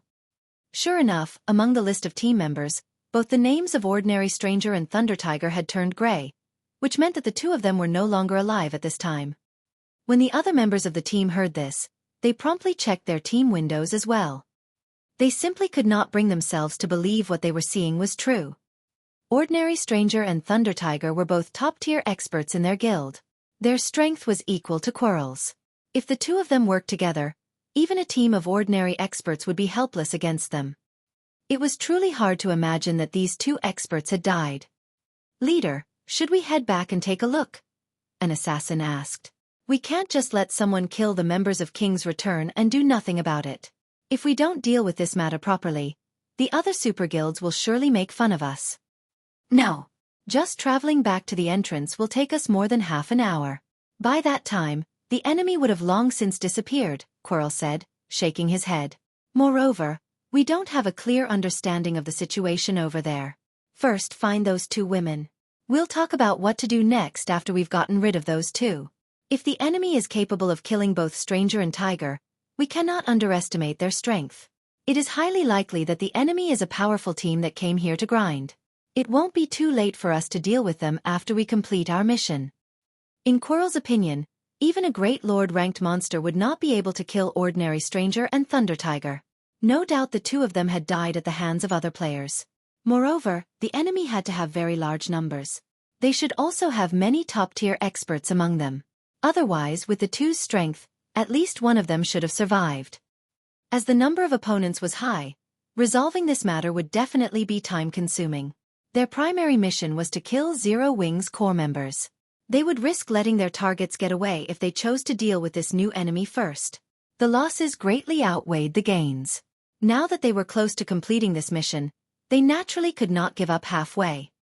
Following which, Quirrell and the other members of the Falcon Legion continued to move deeper into the lair of the Crystal Wolves, defeating one pack of Crystal Wolves after another. Leader, I found the two women's footprints up ahead. Judging from the tracks, they should have moved through here only recently, an assassin, who had detection activated, said as he looked at the light blue footprints on the ground. These light blue footprints showed that players had passed through this place before. However, These footprints were visible only to players using the detection skill. One could make rough judgments based on the size and brightness of these footprints. The brighter the footprint, the more recently it was left behind. Good. We can finally put an end to this game of hide-and-seek. Quirrell revealed a cold smile as he looked at his map. As Quirrell said so, the members of the Falcon Legion began slowly walking in the direction indicated by the assassin. Rain, what should we do now? Blue Bamboo, who was hiding in a crack in a rock wall, asked nervously as she looked at the slowly approaching Falcon Legion, her hands tightly clenched around her staff. They were currently level 39. If they died now, it would take several days of hard work to make up for the loss. There's nowhere else to hide. When the time comes, we can only make a last stand. Thoughtful Rain was also out of ideas. Previously, they had used up their instantaneous movement scrolls to escape from the sudden ambush. Afterwards, to shake off the pursuit of their ambushers, they had no choice but to hide inside the crystal maze. Now, however, it seemed that all their efforts were still in vain. As the 18 members of the Falcon Legion moved increasingly closer, Thoughtful Rain and Blue Bamboo began casting their respective spells, resolved to fight to their very last breaths. Roar! When the Falcon Legion was roughly 100 yards away from Thoughtful Rain and Blue Bamboo, a roar suddenly resounded throughout the cave. The members of the Falcon Legion halted their steps as they turned to look for the origin of this roar one after another. They immediately discovered a tiger the size of a house slowly approaching them, step by step, the paws of this tiger covered in pitch-black flames. Surprisingly, there was actually a person sitting on top of this giant tiger. However, as this person wore a black cloak, the members of the Falcon Legion could not discern this person's appearance or identity. They could only tell that this person was a man. A player? A hint of fear woke in Quirrell's heart as he looked at this cloaked man riding the giant tiger. He had already used an identification skill, which confirmed that the man on the tiger was indeed a player. Then, this situation could only mean one thing. The mysterious player before them was at least level 40. As for the giant tiger, needless to say, it was this player's mount. Moreover, its quality should be very high. Currently, in God's domain, the top 10 players on the ranking list of empires were only level 39. Quirrell had yet to hear of anyone reaching level 40. Since this mysterious player had managed to attain such a level, needless to say, his strength was extremely extraordinary. Leader, that person is coming over. What should we do? A level 37 ranger asked somewhat anxiously. The ranger could feel significant pressure coming from the demonic flame tiger before them. However, the player capable of possessing such a mount was definitely even more powerful. For a time, the members of the Falcon Legion were at a loss as to what to do. Let's find out what his goal is for now. Quirrell did not hurry in making a decision. Although they had the advantage in numbers, the fact that the other party dared to walk over all by himself showed that he had no fear of them whatsoever. Otherwise, he would have long since turned around and left. When dealing with such an expert, making rash decisions was not wise. Isn't that Big Brother Yifeng's mount? The giant tiger gave Blue Bamboo a great sense of familiarity. However, she was also somewhat uncertain. After all, the likelihood of them encountering Feng at this place was abysmally low. That's right. That is indeed the demonic flame tiger. Thoughtful Rain's eyes flickered with joy. She had never thought that they would be able to meet Feng here. However, after a brief moment of joy, her heart filled with anxiety. After all, she could tell that the Falcon Legion was specifically targeting the core members of Zero Wing. Meanwhile, Feng was someone important in Zero Wing's upper echelon. He was sure to be one of the Falcon Legion's targets. If they found out Feng's identity, they would immediately jump him for sure. Every member of the Falcon Legion was an expert. Many in the Legion were capable of defeating Gunfire and Deathwind in a one-on-one. Among them, the leading assassin Quirrell was incomparably powerful, trouncing even the experienced Deathwind in just a few moves. Feng would definitely end up in an extremely dangerous situation if these 18 experts surrounded him. Just as Thoughtful Rain was thinking of a way to warn Feng. Seated atop the demonic flame tiger, Feng looked down at Quirrell, who stood at the head of the team, and asked, "So you're the ones looking for trouble with Zero Wing?" When Quirrell heard Feng's question, his expression suddenly changed. He immediately understood Feng's objective. Moreover, He was very certain that ordinary strangers and Thunder Tiger's deaths had something to do with Feng. Kill him. Quirrell abruptly retreated and activated stealth. Hearing his command, the members of the Falcon Legion sprang into action. The 3 shield warriors of the team abruptly shifted to the forefront, the healers retreated, the assassins entered stealth, and the magical classes began chanting their spells. Everyone reacted with practiced motions. What is Big Brother Feng trying to do? Blue Bamboo could not help but gape when she witnessed this scene. Let's give him a hand. I'll help open a path for him. Blue, you heal him, thoughtful Rain said hurriedly. However, as the 2 of them rose from their hiding place, a gigantic crimson magic array appeared on the ground where the Falcon Legion stood. This skill was none other than the Aura of Fire's skill, Firestorm. Suddenly, flames devoured the Falcon Legion. Despite the 3 shield warriors of the team reacting very quickly and activating shield wall the instant the flames appeared, when bathed in the violent flames, the 3 of them still lost over half of their HPs in the blink of an eye. Naturally, the other classes fared much worse. By the time the flames dissipated completely, the entire area had turned into a scorching hell. Just like that, 13 out of the 18 players died. All at once, the situation of the Falcon Legion took an abrupt turn.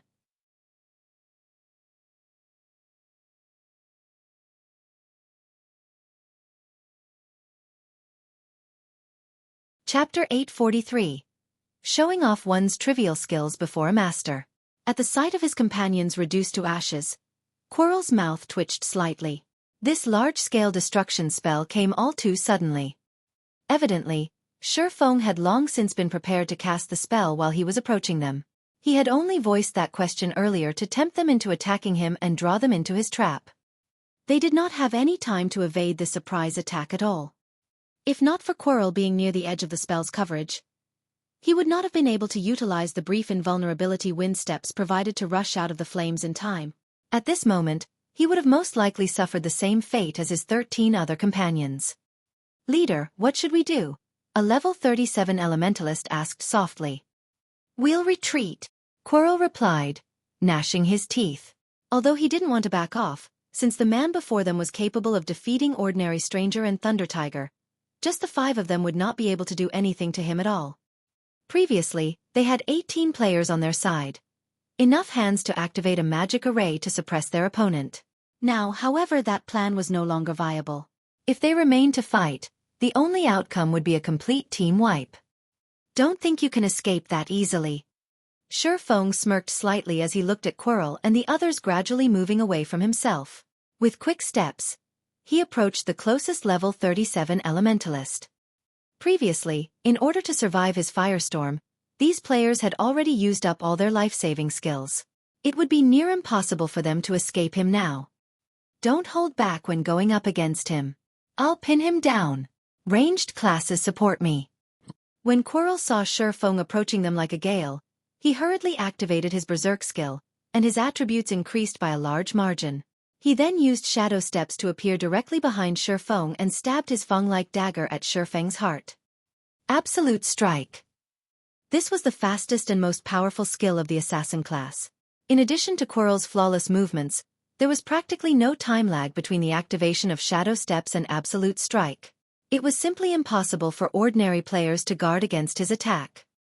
Moreover, after Quirrell activated his berserk skill, the power and speed of his attack were both boosted to inhuman levels. The elementalist at a distance also shot one fireball after another at the location Feng dodged to, his coordination with Quirrell seamless. The ranger standing on the other side likewise sent a barrage of frost arrows at Feng, his attacks accurately targeting the swordsman's vital points. Looking at the coordination of the 3 players, even thoughtful Rain and Blue Bamboo, who rarely fought other players, could tell that their enemies were very powerful. Immediately, panic appeared on their faces. All at once, however, Feng disappeared. Quirrell's and the others' attacks all struck air. Where is he? Quirrell hurriedly observed his surroundings. Suddenly, his eyes widened as he rushed at the distant elementalist, shouting, "Dodge quickly!" At this moment, Feng had already appeared behind the elementalist using silent steps. He then violently swung the sacred sword in his hand. A streak of blue light flashed. Dang! Although the blue light was fast, When it landed on the elementalist's body, it moved no further, as if it had struck an impenetrable wall. Ice barrier? Feng was slightly surprised when he looked at the elementalist, who was currently covered in a layer of ice. The elementalist looked just like an ice sculpture right now. Ice barrier was the strongest life-saving skill of the elementalist class, providing the user with invulnerability for 8 seconds. However, after activating the skill, the user would not be able to do anything else. This skill was extremely rare. Generally, finding 1 or 2 people who had learned the skill, out of 100 expert elementalists, was unlikely. Helpless against this skill, Feng could only shift his sights to someone else. However, just as he started searching for a new target, a blue magic array appeared above his head. In the next moment, the rumble of thunder echoed in the cave. Quirrell, who stood at a distance, also revealed a cold sneer on his face. This magic array was the result of him using a Tier 2 magic scroll, Thunderhell. Not only would the spell deal a frightening amount of damage to a certain area, but it could also prevent players within the affected area from wielding any of their skills. It was a magic scroll that was meant to counter experts in particular. Die! Quirrell shouted as he guided arcs of lightning to descend from the sky. Boom, boom, boom. Arc after arc of lightning descended from overhead, turning a radius of 20 yards into a world of thunder and lightning. Any player caught within the region of Thunderhell would not survive. Only the elementalist, who had activated Ice Barrier beforehand, would remain unharmed by the spell. Ha ha ha! Team leader is still the best. The ranger laughed proudly as he looked at the flurry of lightning bolts crashing before him. Players were fated to remain as only players. Even if they had extremely high attributes and combat standards, actual field battles did not rely on just these 2 things. External tools still had great influence on the outcome of a battle. Even if Feng possessed attributes rivaling those of a chieftain of the same level, if he could not use any of his skills, he would definitely succumb to the destructive power of a Tier 2 spell with the pitiful amount of HP he possessed. Seeing the lightning storm devouring Feng, Quirrell breathed out a sigh of relief as well. Although Feng's silent steps had surprised him somewhat, the latter must not have expected him to possess a magic scroll that was meant to counter expert players. Only, this magic scroll had a relatively long activation time. However, the elementalist just happened to earn him quite a lot of time. Alright, you guys are next. Quirrell then shifted his gaze towards the distant thoughtful rain. Ah! At this moment, the previously celebrating ranger suddenly screamed as numerous streaks of blue light bloomed on his body. The ranger's body then collapsed to the ground, a piece of equipment dropping off his body. How did you manage to escape? Quirrell's eyes nearly fell out of their sockets at the sight of Feng standing behind the dead ranger. Moreover, the swordsman was entirely unharmed. Do you think you're the only one who has a magic scroll? Feng smirked as he picked up the dropped equipment. The appearance of Thunderhell had indeed shocked him. Fortunately, he always carried around plenty of magic scrolls when he went out, especially the life-saving instantaneous movement scroll. Although the magic scroll had a cooldown of 10 minutes, the scroll boasted instantaneous activation. It was an item specifically meant to counter control skills. Just who are you? Why are you targeting us? Quirrell asked, his complexion deathly pale. However, while Quirrell was posing his question, he was also making subtle gestures, signaling the 2 other assassins in stealth to circle around and ambush Feng. The 2 stealthed assassins nodded silently. They then began approaching Feng with light steps. Both of them were experts capable of melding their actions with their environment. Even a top-tier expert would find it difficult to discover them while they were in stealth. Trying to divert my attention? Feng laughed as he shook his head. He then turned around without any warning and used Thundering Flash. Several arcs of lightning streaked across space. Immediately, 2 figures emerged in the path the lightning arcs traversed. They were none other than the 2 stealthed assassins whom Quirrell had signaled to before. At this moment, both their bodies fell to the ground abruptly, both their HPs having already hit rock bottom. Feng had activated Omniscient Eyes as soon as the battle began. Hence, he could see the 2 stealthed assassins approaching him as clear as day. He had only pretended not to notice them. However, now that they were taking the initiative to present their lives to him, how could he possibly refuse their offer? Quirrell's complexion darkened significantly when he saw this scene. Alright, now you're the only one left, Feng said in a low tone. Only me. Quirrell was inwardly confused. There was clearly an elementalist still present. Why would Feng say that he was the only one left? In the next moment, a crimson dart appeared in Feng's hand. He then threw the dart at the elementalist stuck inside the ice. Flame God's Fury. The instant the duration of ice barrier ended, before the elementalist could even react, blazing meteor had already appeared before him. Feng's grasp on time had reached perfection. Right after, flames devoured the elementalist completely, reducing his body to a pile of smoldering ash.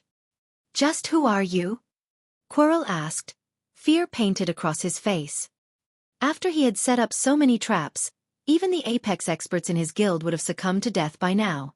Yet, as if he had been playing in Feng's palm all this time, none of his traps had worked on Feng.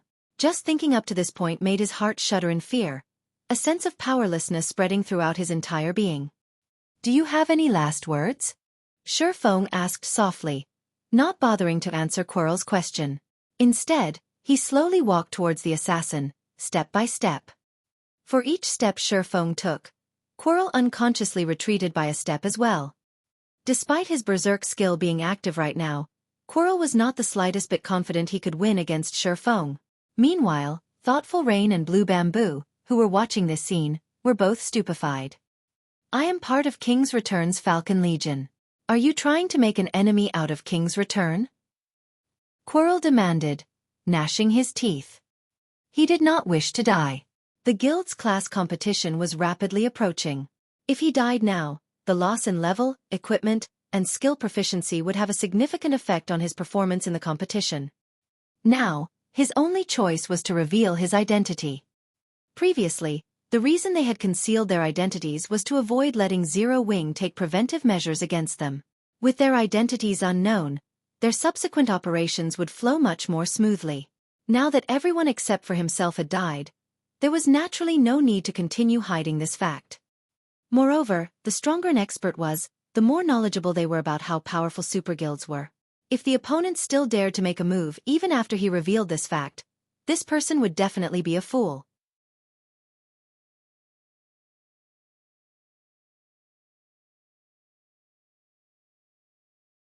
Chapter 844. Field of Swords. What? Don't believe me? Upon seeing Feng showing no signs of stopping, Quirrell hurriedly took off his black cloak and displayed his King's Return guild emblem. This sight momentarily stunned Thoughtful Rain and Blue Bamboo. Why is someone from a super guild targeting us? Thoughtful Rain was confused as she looked at the King's Return's emblem. She no longer possessed her previous joy at seeing Feng defeating the Falcon Legion. On the contrary, she felt somewhat worried, instead. Although she had come into contact with virtual reality games only recently, she still knew just how powerful an existence a super guild was. In current society, virtual reality games had over a century of history already. The super guilds of virtual reality games were just like major celebrities. In the real world, one often saw news coverage of these existences. Hence, it was difficult for one not to know about them. Among them, King's Return operated slightly differently from other super guilds. The guild would occasionally recruit expert players. Regarding popularity, King's Return greatly surpassed the other super guilds. One could frequently hear news of certain powerful experts joining King's Return. Hence, Thoughtful Rain had a certain degree of understanding of the guild, and she knew just how wide the gap between Zero Wing and King's Return was. Whether it was in terms of member count or number of experts, the two guilds were on entirely different levels. If a war were to break out between their two guilds, it would be a disaster for Zero Wing. No wonder you guys dared to take action against Zero Wing's members in Star Moon Kingdom. So you're a member of King's Return. Feng finally understood what was going on. Because he had rejected King's Return's previous offer, the guild was now targeting Zero Wing's core members. However, he immediately smiled at Quirrell and asked, "But don't you know who I am?" Saying so, Feng stored away his black cloak and revealed his original appearance. Yi Feng. Quirrell's mouth slackened when he saw Feng's appearance. He simply could not bring himself to believe this was true.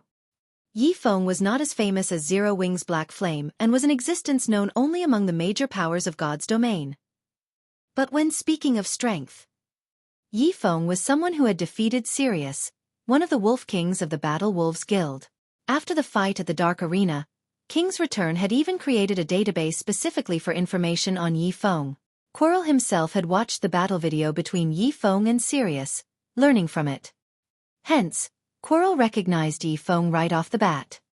However, although he had indeed recognized who his opponent was, his complexion turned even uglier than before. Damn it! Why is my luck so horrible? To think I would actually encounter him here. At this moment, Quirrell was regretting the fact that he had revealed his own identity. If he had not exposed himself, he might still have a chance of surviving. Now, however, nothing he said would get him out of this situation alive. Although he still had his vanish skill, even if he was stupider, he could tell that invisibility skills were useless against Feng. Otherwise, Feng would not have struck at the stealthed assassins behind him without even the slightest bit of hesitation. If even stealth was ineffective, then wanting to escape in front of such an expert was nothing more than a pipe dream. King's Return had done detailed research on that battle at the Dark Arena, and made a rough estimation of the attributes of the two fighters already. In terms of basic attributes, he was considerably inferior to Yi Feng.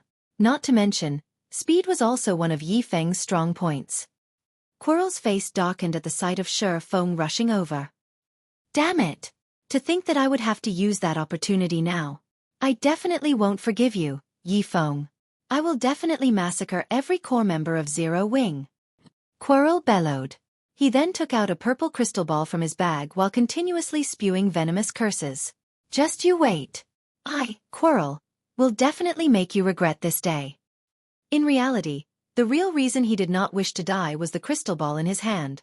This item was something he had obtained unexpectedly after completing one part of a chain quest. It was a one-time use item. Moreover, it could only be stored in his bag and would drop upon death. This item could directly transfer its user to a special space. Based on his research, that special space should be a sacred training ground capable of allowing players to improve their combat techniques and standards. Its effects should be even better than those of a secret technique tablet his guild possessed. This item was something he had kept to himself. Originally, he had intended to wait until he had grown stronger and had hit a bottleneck before going to that special space, because based on the information he obtained, that space was extremely dangerous. If he went there too soon, he would only be wasting this opportunity.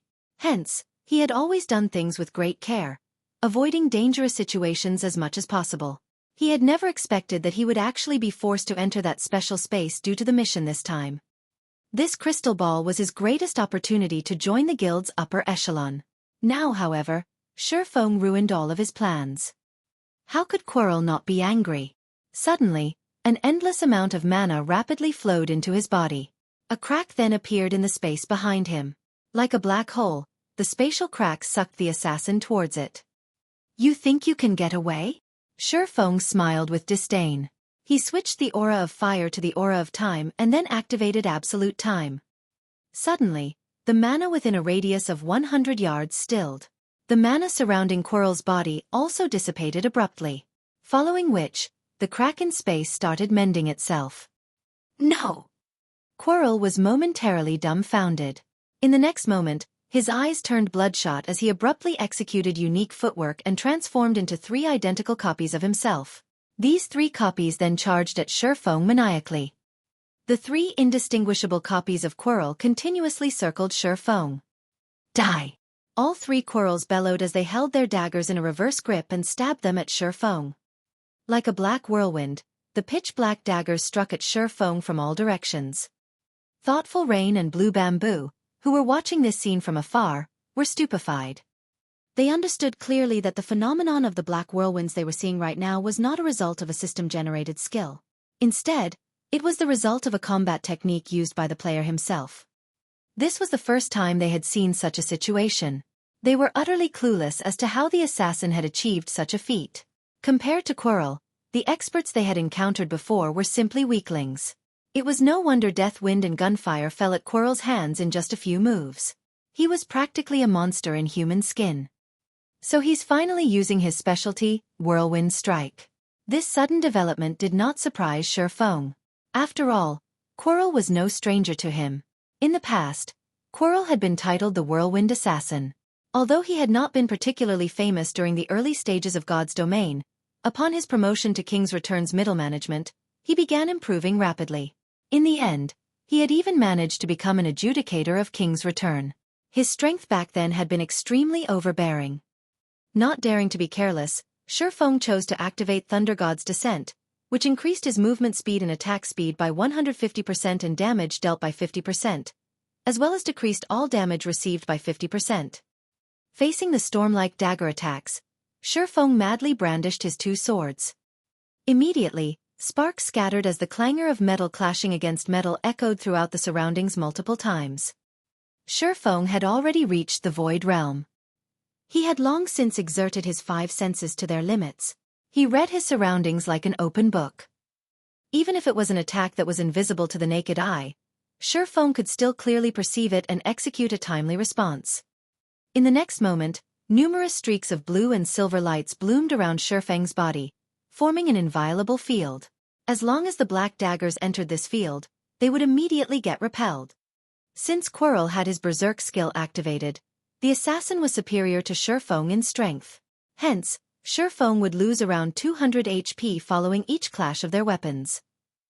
Fortunately, with Thunder God's Descent, Feng still had a clear speed advantage, so none of Quirrell's attacks managed to penetrate his defense.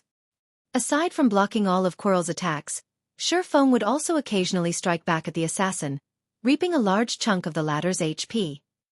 In reality, Feng could have ended the battle instantly. However, he wanted to improve his own techniques by fighting the assassin. Hence, he had not bothered using any of his berserk skills to increase his attributes. How can this be?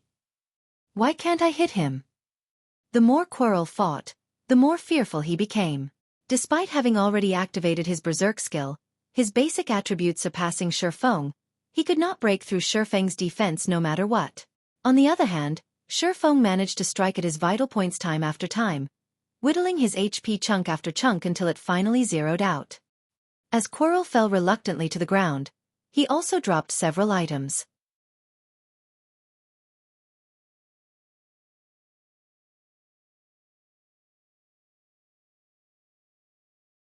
Chapter 845. 5 Great Legacies. When Quirrell died, Thoughtful Rain and Blue Bamboo, who had watched quietly from afar, were astonished. When they looked at Feng again, shock filled their eyes. They felt as if the man before them was a stranger. This was the first time they ever truly understood Feng's strength. Those two were simply too strong. Words alone were no longer sufficient to describe this level of strength. This was the first time they had ever witnessed such an intense battle. Their eyes had not been fast enough to keep up with the combatants' speed, let alone their bodies. If they had fought Quirrell, the battle would have ended as soon as it had begun. In the end, however, Feng was still superior. Big brother Feng is so strong. If I had even half of his skill, I could defeat Autumn Goose. Excitement filled Blue Bamboo's eyes as she stared at Feng. Thoughtful Rain could not help herself from laughing when she heard her friend's words. When they were usually out in the fields adventuring and questing, Blue Bamboo was always lazy. She was never particularly interested in fighting, and would generally stay in the back to heal the members of their party. Although they had advised her many times to brush up on her combat techniques, she never bothered to do so. Instead, she usually replied by saying that it would be fine so long as she had good equipment and that she didn't need good combat techniques. Thoughtful Rain had never thought that the girl would be mesmerized by this one battle's combat techniques. All right, enough daydreaming. Let's head over there. It's too dangerous to stay here, Thoughtful Rain said, laughing. Feng began to collect his loot. Naturally, an elite squadron from King's Return, led by an expert like Quirrell, possessed excellent equipment. Every piece of equipment they dropped was level 35 dark gold quality. Each item was worth dozens of gold. In total, he had gained several hundred golds worth of equipment. Ha! What's this? While Feng looked over the loot he had placed in his bag, he discovered a glowing purple crystal ball. Among the many weapons and equipment that dropped, it was eye-catching. Moreover, Feng felt a faint hint of pressure from this crystal ball, a very familiar pressure. Divine Might. It was a special power that only gods could wield. This is interesting. Feng took out the crystal ball and observed it carefully. Spatial Transfer Orb, consumable. Able to send one player to a mysterious otherworld. This item can only be stored in the bag. Drops upon death. There were very few items in God's domain capable of sending players to another world. Based on Feng's understanding, every item that could transfer players to an otherworld was considered an absolute treasure. Even an epic item was not as valuable. In God's domain, an otherworld was the equivalent of a dungeon. Only, this dungeon was a lot larger than generic dungeons. Otherworlds also offered far more bountiful rewards. The lowest reward one could obtain in an otherworld was an epic item. Some people had even obtained fragmented legendary items in the past, while others earned super skills and such. To put it simply, all of the rewards one could gain in an otherworld could significantly improve a player's strength. It's no wonder why he had tried so hard to live. He obtained a chance to head to an otherworld. I wonder what rank this otherworld is? When Feng recalled the Quirrell's deranged expression as the assassin fought, he could not help but chuckle. He would have fought desperately to live too. Quirrell hadn't been particularly famous in King's Return during the early stages of the game, either. However, after joining the guild's middle management, his progress had suddenly skyrocketed. It was as if he had become an entirely different person. His progress might very well be related to this thing. There were many otherworlds in God's domain. Based on the main God system's categorization, otherworlds fell into common, epic, and legendary rank, with each one being larger than the previous. Each rank also offered players greater benefits. A common otherworld alone could massively impact a player's growth. By visiting a common otherworld, an ordinary player could instantly become an expert. There was no need to mention epic or legendary otherworlds. However, the majority of the otherworlds in God's domain were common rank. Even so, many desperately wished to encounter one, but alas, many failed. In the past, when players had discovered otherworlds, the various large guilds had frantically searched for clues relating to them in the hopes of nurturing a large batch of their own experts. After all, there were innumerable guilds in the virtual gaming world. Not every one of them could nurture their own experts. With such a golden opportunity available, the various large guilds could not let it slip through their fingers. In the past, a top-tier expert had sold an opportunity to go to an otherworld at an auction. Although the otherworld in question had only been common rank, the various large guilds fought over it like a pack of wolves. In the end, Summer's Emerald, a first-rate guild, had won the transfer tool for 15,000 gold. Everyone who had participated in that auction had been stunned. After all, during that time, a single epic item had only sold for around 2,000 or 3,000 gold. With that much money, one could easily purchase 5 or 6 epic items. One could also use 15,000 gold to purchase a good plot of land. Yet, Summer's Emerald had used that money to purchase a common otherworld, which was the equivalent of a single epic item. Wasting so much money was the epitome of foolishness. Yet, nobody could have ever imagined that, in the end, Summer's Emerald would profit from the exchange. The guild had only obtained a single epic weapon, which was worth roughly 6,000 gold, from the common otherworld. That had been far less than the money it had spent. However, thanks to the adventures in the otherworld, Summer's Emerald had also gained a Void Realm expert. The outcome had made many guilds regret not fighting harder during the auction. From then on, transfer tools to otherworlds became extraordinarily precious.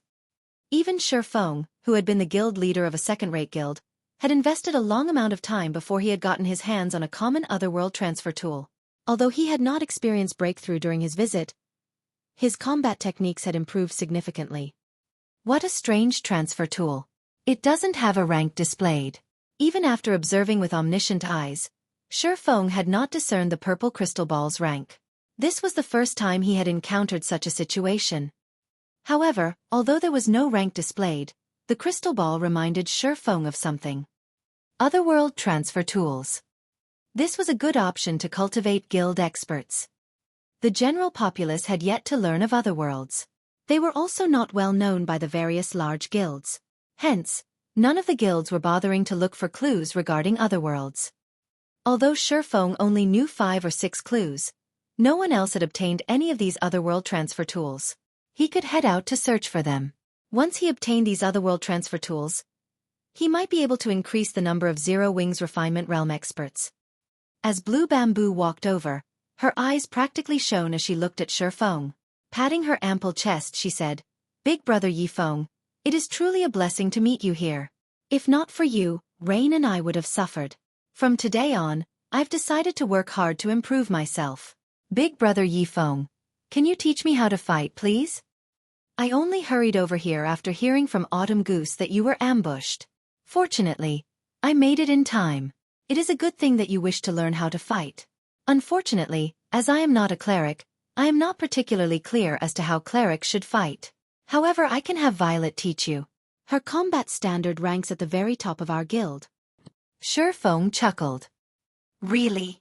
Blue Bamboo's eyes flashed with excitement when she heard this. She had only made the comment as a joke. She knew full well just how busy Feng was. How could he possibly have time to teach her? However, she had not expected to get a chance to learn from her idol. She felt as if she were dreaming. Of course. When have I ever lied? Feng nodded. By the way, why did you two come to the Crystal Forest? Didn't you already finish your quest? We thought we had finished it.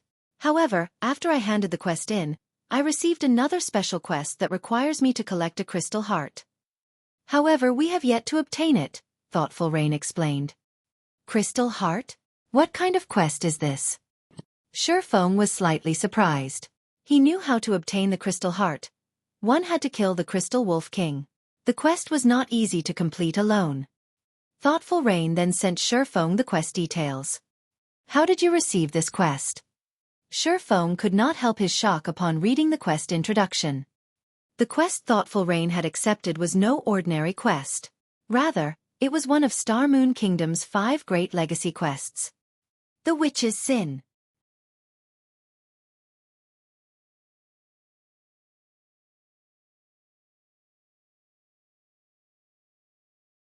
Chapter 846. Witch's Sin. When Feng read the quest introduction, he wondered if he had read it wrong. However, after reading it a few more times, he was 100% certain that this quest was one of Star Moon Kingdom's 5 great legacy quests. Is this quest very difficult? Thoughtful Rain asked when she saw Feng's shocked expression. I can't say for certain, but it should be more difficult than an epic quest, Feng explained. Just for the first phase of your quest, you have to kill the Crystal Wolf King to obtain the Crystal Heart. There were many legacies in God's domain. However, in Star Moon Kingdom, there were 5 legacies known to be the strongest. The Witch's Sin was one of them. These 5 great legacies were all peak legacies. Unfortunately, there was no concrete method to triggering any of these 5 great legacies quests. It was highly possible for one to trigger the quest after completing an ordinary quest. Those who encountered these 5 great legacy quests were extremely lucky. They were the system's pampered children. After all, peak legacies were extraordinary. As long as one succeeded in their class change, they would improve their strength tremendously. Until now, throughout Zero Wing, only Feng and Violet Cloud had managed to obtain a hidden class. One could just imagine how rare hidden classes were. However, stumbling upon one of Star Moon Kingdom's 5 great legacies and completing one were completely different matters. Most importantly, there would be frightening consequences if one failed the quest after accepting it. Those who failed a basic legacy quest would, at worst, be barred from logging into the game for a certain amount of time. They could continue challenging the quest once they were able to log back into the game. As for legacies that provided hidden classes, players only had one chance. Failing these legacy quests usually resulted in a single death. However, the punishment for failing the 5 great legacy quests was extremely severe. Not only would one lose 3 levels, but they would also enter a weakened state for 10 days. However, this was only the tip of the iceberg. The worst part about failing one of the 5 great legacy quests was that one would permanently lose some of their luck attribute. The luck attribute was a hidden attribute. Normally, it was difficult to increase the attribute by 1 or 2 points. If a player permanently lost some of their luck as a result of failing the legacy quest, it would massively impact their performance in various aspects such as their drop rate when opening treasure chests and grinding monsters. Due to this, the 5 great legacies of Star Moon Kingdom had been extremely famous in the past. There was only a thin line separating heaven and hell. On the surface, they were known as the 5 great legacies. Secretly, however, players knew them as the 5 great curses. In the past, many players had obtained the 5 great legacy quests of Star Moon Kingdom. However, Based on Feng's knowledge, Gentle Snow was the only one who had completed one of the quests. He had never heard of anyone else. One could just imagine how difficult the quests were. Correspondingly, however, when Gentle Snow had obtained one of the 5 great legacies, she had risen to fame in God's domain instantly. In field and guild battles, she had killed plenty of top-tier experts and had even killed apex experts. Unfortunately, she had suddenly disappeared from the game, and the incident became one of God's domain's unresolved mysteries. If Gentle Snow had not left God's domain, many people speculated that she would have become a Tier 6 God-ranked expert in Star Moon Kingdom. Many players could not help but sigh at how unfortunate the situation was. Hence, when Feng saw that Thoughtful Rain had accepted the legacy quest for the Witch's Sin, he was both excited and worried. More difficult than an epic quest? Thoughtful Rain's eyes widened when she heard this, and inwardly, she smiled bitterly. Up until now, she had completed many quests in God's domain, so she understood one thing very well. The more difficult a quest was, the more difficult its punishment for failure would be. There was nothing good in accepting a quest that was beyond her abilities. A player would suffer if they failed an epic quest. If she failed a quest that was even more difficult than an epic quest, she did not dare to imagine the consequences awaiting her. There is no need to get too hung up about it. The quest has a time limit of 3 months. You still have 3 months to grow stronger and complete this quest. During this period, how do you feel about training with the guild's main force? Feng asked. Even Feng didn't know the finer details of the 5 great legacy quests. However, since it was a legacy quest, Feng was sure of one thing. Players had to rely on their own strength to pass the quest's final phase. If one were strong enough, it would not be too difficult to complete the legacy quest. Based on what Feng remembered, Gentle Snow had completed her legacy quest when she had reached the Flowing Water Realm. As long as Thoughtful Rain could also reach the Flowing Water Realm, she should have no problems completing the final test. At that time, Zero Wing would have another player with a hidden class. I can join in the training? Thoughtful Rain could not help her surprise when she heard Feng's offer. The treatment Zero Wing's main force enjoyed was far from ordinary. The magic crystals they received each day alone even made experts like Autumn Goose drool. One could use magic crystals to challenge the trial tower inside the Divine Colosseum and improve their combat standards. The magic crystal was an absolute hard currency. However, its supply was low, and it was difficult to obtain even if one had the money. Large guilds would generally supply their main force members with around 3 to 5 magic crystals each day. However, Zero Wing gave its main force members 15 crystals per day. In other words, Zero Wing's main force members could challenge the trial tower up to 15 times each day. Even the members of large guilds could not catch up to their development speed.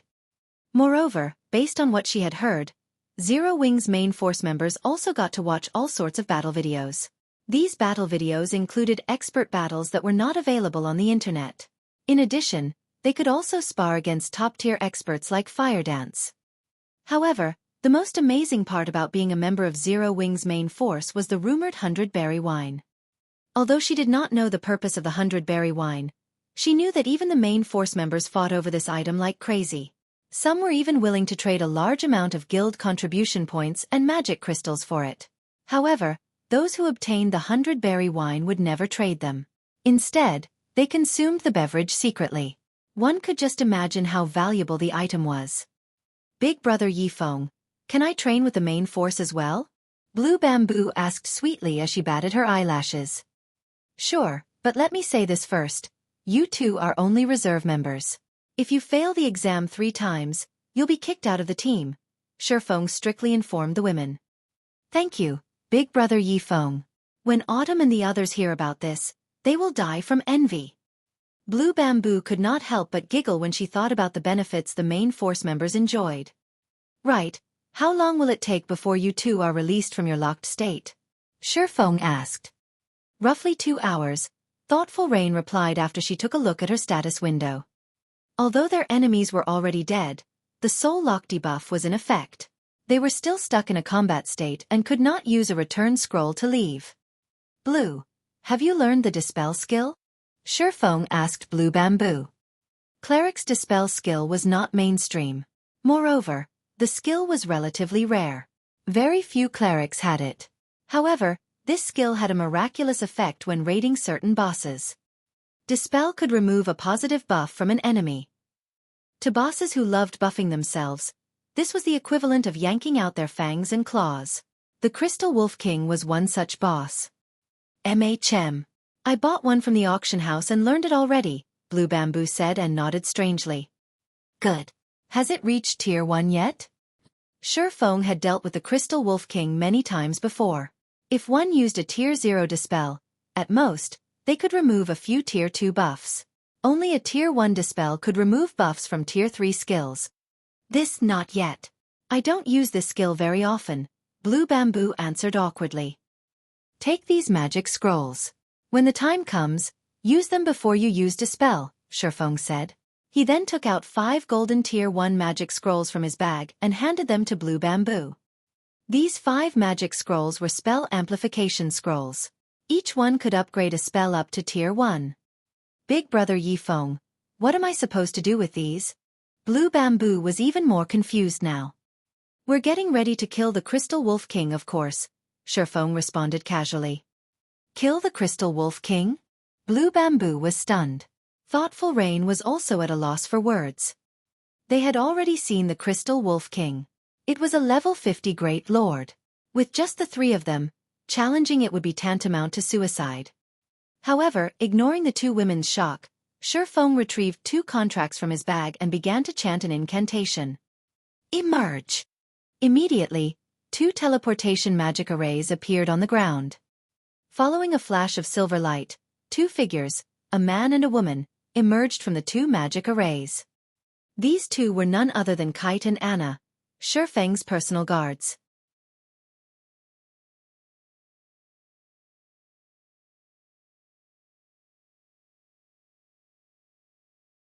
Chapter 847. Strength that surpasses tears. NPCs.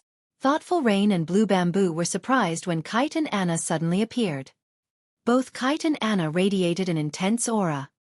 They felt suffocated as they stood so close to these 2 NPCs. After not seeing them for some time, they sure have grown a lot. Feng was quite satisfied when he looked at the handsome Kite and charming Anna. Both are level 60 now. As expected of Dark Gold guards. Their growth rate sure is fast.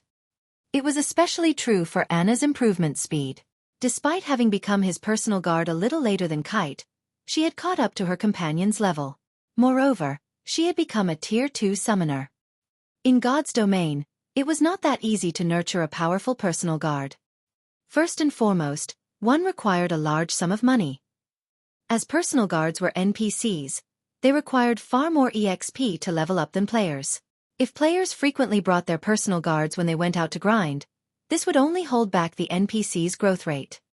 If players wanted to let their personal guards level up and improve quickly, they had to let these personal guards accept quests at the Adventurers Association on their own. However, money was required when personal guards accepted a quest. Moreover, depending on the rank of the quest, the fee would also change. Although these personal guards would receive money, EXP, and other rewards after completing the quest, the player would receive none of it. This was because personal guards would use the money they earned to purchase their own equipment and items. Unlike players who had to obtain powerful equipment by raiding dungeons, personal guards could purchase such items from the Adventurers Association or NPC-run weapons and equipment shops. However, personal guards could only use the money they earned themselves. Hence, the first step to nurturing personal guards was to increase the amount of money they possessed, and they had to complete a lot of quests to obtain that money. In the Adventurers Association, the quests personal guards could accept were categorized into bronze, mysterious iron, secret silver, fine gold, dark gold, and epic rank. The higher the rank the quest was, the more abundant the rewards were. Likewise, the fee players had to pay would be higher as well. Currently, a level 60 bronze quest required an application fee of 5 gold, 10 gold for mysterious iron, 20 gold for secret silver, 40 gold for fine gold, 80 gold for dark gold, and 200 gold for epic. As to whether the personal guard in question could complete the quest, that depended on the personal guard's strength. For example, a bronze guard would have a 70% chance of completing a bronze quest, but they would only have a 40% chance to complete a mysterious iron quest and 10% chance for a secret silver quest. However, one could increase a personal guard's combat power through their equipment, increasing their quest success rate. Unfortunately, one needed time to gather the required resources. However, Anna and Kite were different. Their innate potential was dark gold rank. Even in basic equipment, they had a 50% chance of completing a dark gold quest. As long as their equipment was up to date, their success rate for completing a dark gold quest could easily exceed 80%. After their strength reached a certain degree, they could even challenge an epic quest. Only, epic quests were not readily available. That depended on the daily updates of the Adventurers Association's quest list. As Feng's personal guards could accept much higher ranked quests than other players' personal guards, their leveling speed was much faster. Feng, are we really going to deal with the Crystal Wolf King? Thoughtful Rain asked somewhat worriedly as she watched the high-spirited Feng. Although the two level 60 tier 2 NPCs were very powerful, the Crystal Wolf King was a great lord, an existence equivalent to a tier 3 class. Relax. I've already investigated the Crystal Wolf King. The boss's skills are buff-oriented. As long as Blue casts Dispel on it, our forces will be enough to take it down, Feng explained, chuckling. This was not the first time he had dealt with the Crystal Wolf King. The Wolf King was powerful because of its speed. Even a top-tier MT of the same level would find it difficult to respond to the Wolf King's attacks. In addition, the boss had a stackable gain skill that allowed it to grow stronger the longer it fought. If they did not deal with this gain buff appropriately, they would be annihilated. However, if they dealt with the boss's gain buff properly, with the strength of 2 Dark Gold guards, they should have no problems taking down the Crystal Wolf King. Following which, Feng led Thoughtful Rain and Blue Bamboo to a cave. A strong gale accosted the small team at the cave's entrance. As they stepped into the cave, they heard the howling of a wolf. The howl echoed throughout the cave, causing the cave walls and floor to tremble. In the next moment, a towering figure emerged from the depths of the dark, spacious cave. The figure stood over 10 meters tall. Bearing its snow-white fangs, a hint of bloodlust flashed in the figure's crimson eyes as it overlooked Feng's group. The figure's body was made entirely of crystals, and a green glow flashed where its heart should have been. Crystal Wolf King, Elemental Being, Great Lord. Level 50. HP 21, 000, 000/21, 000, 000. Kite, you'll tank the Wolf King. Anna, you'll act as support. Blue, focus on healing Kite, Feng immediately commanded. As Feng gave his orders, the tall and robust Kite transformed into a gale as he dashed towards the Crystal Wolf King. Kite only had 750,000 HP compared to the Great Lord. That was practically nothing. The Crystal Wolf King swung its razor-sharp claws, sending numerous streaks of silver light flying at the Sword Master. The silver lights were so fast that no ordinary player would have time to react.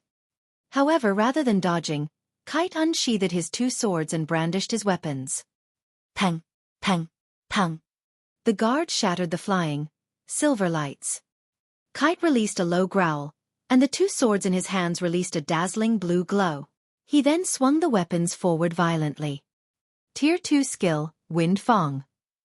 The 2 massive blue fangs transformed into 2 streaks of light, instantly piercing the Crystal Wolf King's body. Ayo! The Crystal Wolf King screamed in pain and retreated by 2 steps, 2 damages of over -100,000 points appearing its head. However, Kite was not done with his attacks. Immediately, he appeared before the Great Lord. The Crystal Wolf King was furious. Bearing its fangs, it swung its massive paw at Kite so fast that one could only see black shadows move towards the Swordmaster. Boom! The earth shook. However, the Wolf King's paw never made contact with Kite's body. Instead, Kite blocked the attack with one hand. Kite then countered with a slash towards the giant paw's joint. A streak of blue light struck the Wolf King's paw, causing the boss to lose over 20,000 HP. Big Brother Feng, your personal guard is so strong. Blue Bamboo's eyes widened with surprise as she watched the fight. She had seen many powerful personal guards before. However, all of the Tier 2 personal guards she had seen had even struggled to deal with a lord, not to mention a Great Lord. They also required players' assistance. Yet, Kite could block this Great Lord's attack with a single hand. Feng was similarly shocked. He had never thought that Kite would be this powerful. The NPC had already grown to be capable of withstanding a Tier 3 monster's attack. He even had slightly higher strength than the Crystal Wolf King.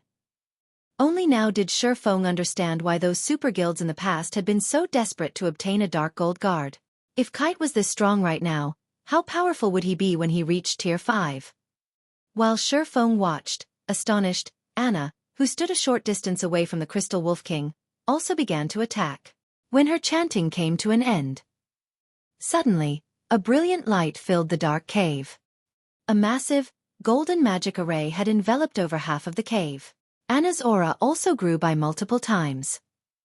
Even Feng, who stood far away from the summoner, had trouble breathing in the dense aura.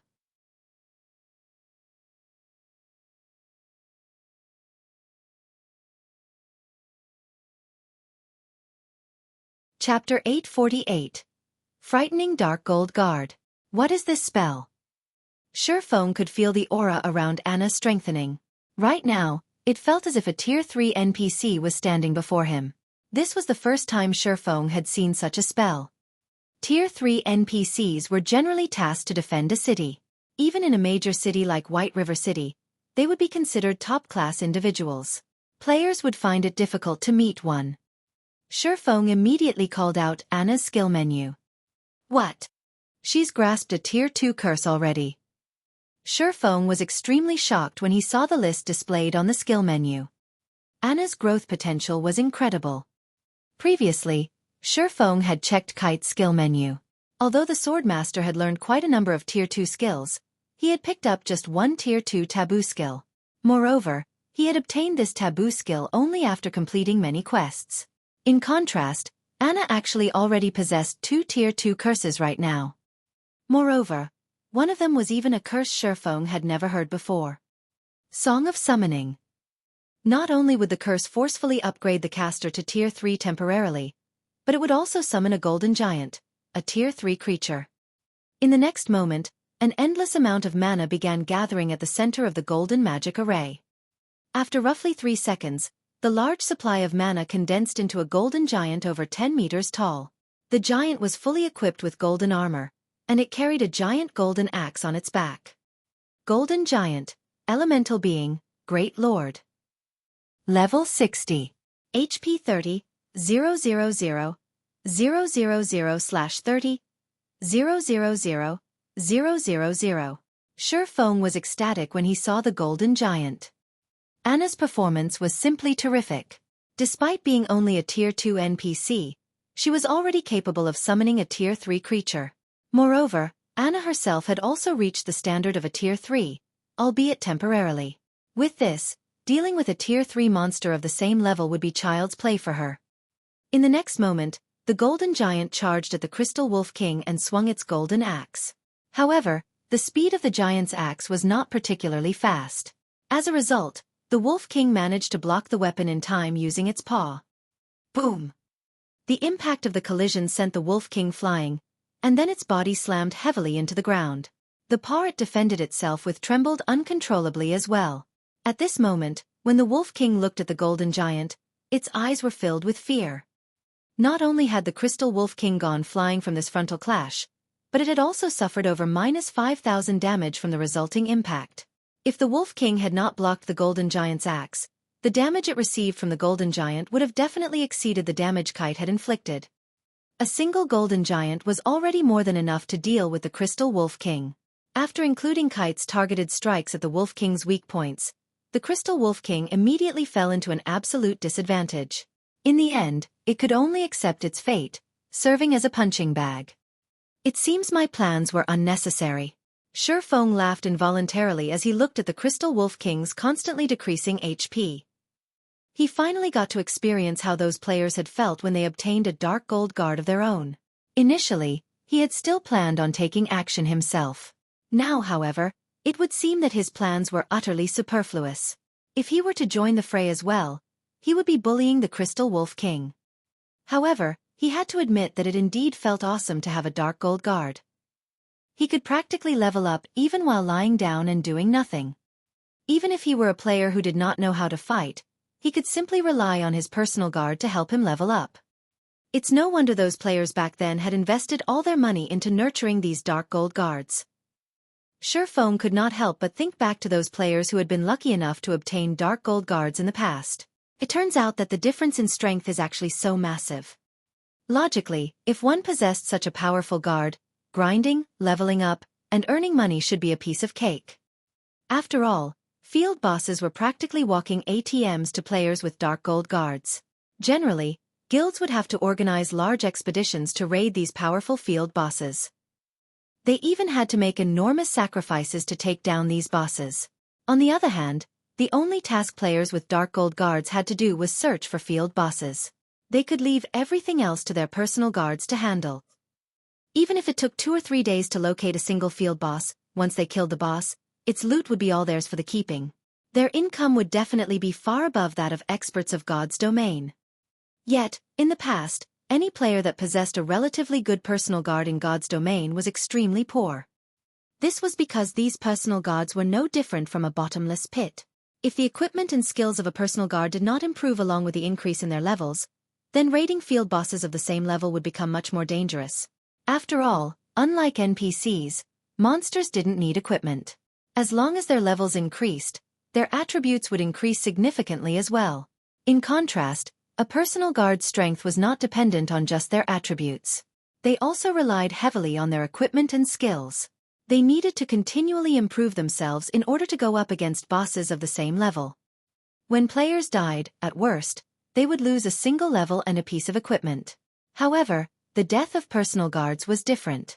Not only would they lose many levels, but their revival would also take a very long time. Not to mention, the cost of reviving personal guards could sting even top-tier experts. Hence, to reduce the possibility of their guards dying, players in the past would try to increase the strength of their personal guards as much as possible. Time flowed by quickly, while under the observation of Feng and the others. Since Blue Bamboo had dispelled all the gain buffs cast by the Crystal Wolf King on itself, its HP quickly fell to 30%. Right just then, the Wolf King's crimson eyes suddenly gave off a bloody glow, its half-transparent crystal body gradually turning crimson as well. Blue, hurry up and use the scroll. Rain, you and I will join the battle. Feng instructed hurriedly. Once the Crystal Wolf King's HP fell below 30%, it would stop using the Tier 2 buff skill and start using the Tier 3 gain skill, instead. Just the first stack of the buff could increase the Wolf King's strength and speed by 10%, while subsequent stacks would further enhance its strength and speed by 10%, up to a maximum of 30 stacks. In other words, the Crystal Wolf King's strength and speed could increase by as much as 300%. At that point, even a Grand Lord of the same level would not be a match for it. Hence, they needed to finish off the Crystal Wolf King before things got out of hand. Only, its gain buff stacked up very quickly. It would gain a stack once every 10 seconds. If nobody removed this buff, in just 2 minutes' time, the Crystal Wolf's strength could rival a Grand Lord. Got it! At this time, Blue Bamboo retrieved a magic scroll from her bag and began amplifying her dispel. As the first stack of buff got removed, Feng activated Heavenly Dragon's power and began attacking from the Crystal Wolf King's side. Thundering Flash. Chop. Earth Splitter. Thunder Flame Explosion. One skill after another landed on the Crystal Wolf King, each one dealing around -10,000 to -20,000 damage to the Great Lord. In contrast, Thoughtful Rain was not faring particularly well. The Crystal Wolf was an elemental being, so it possessed relatively high magic resistance in addition to its own defense. Thoughtful Rain's attacks very rarely dealt over -3,000 damage to the Great Lord. When the Crystal Wolf King's HP fell below 3 million, Kite executed the Tier 2 Taboo skill, Hurricane's Descent. Anna also stopped holding back as she cast the Tier 2 curse, Judgment of Light. A gray cyclone promptly appeared in the sky, and like a sharp blade, it stabbed directly at the Crystal Wolf King. As for Anna's Judgment of Light, when she completed the curse, it called forth a battle angel into the battlefield. The moment the battle angel appeared, she threw a sacred golden spear at the Wolf King. Boom! -1,045,137. -1,274,646. Instantly, 2 massive damages appeared above the Crystal Wolf King's head, forcing an agonized howl out of the Great Lord. The Wolf King then fell to the ground, its body paralyzed. It had obviously suffered massive injuries from the 2 attacks and entered a weakened state for a short period. The tremendous amounts of damages thoroughly stunned thoughtful Rain and Blue Bamboo. Naturally, Feng would not let this golden opportunity pass. He immediately activated Divine Providence followed by Flame Burst. When he finished executing his 15 consecutive attacks, the Crystal Wolf King collapsed to the ground, its body completely motionless. You're tuning in to the Xueqi's Martial Arts Saga YouTube channel. Don't forget to subscribe and join us on this journey to catch the most captivating stories.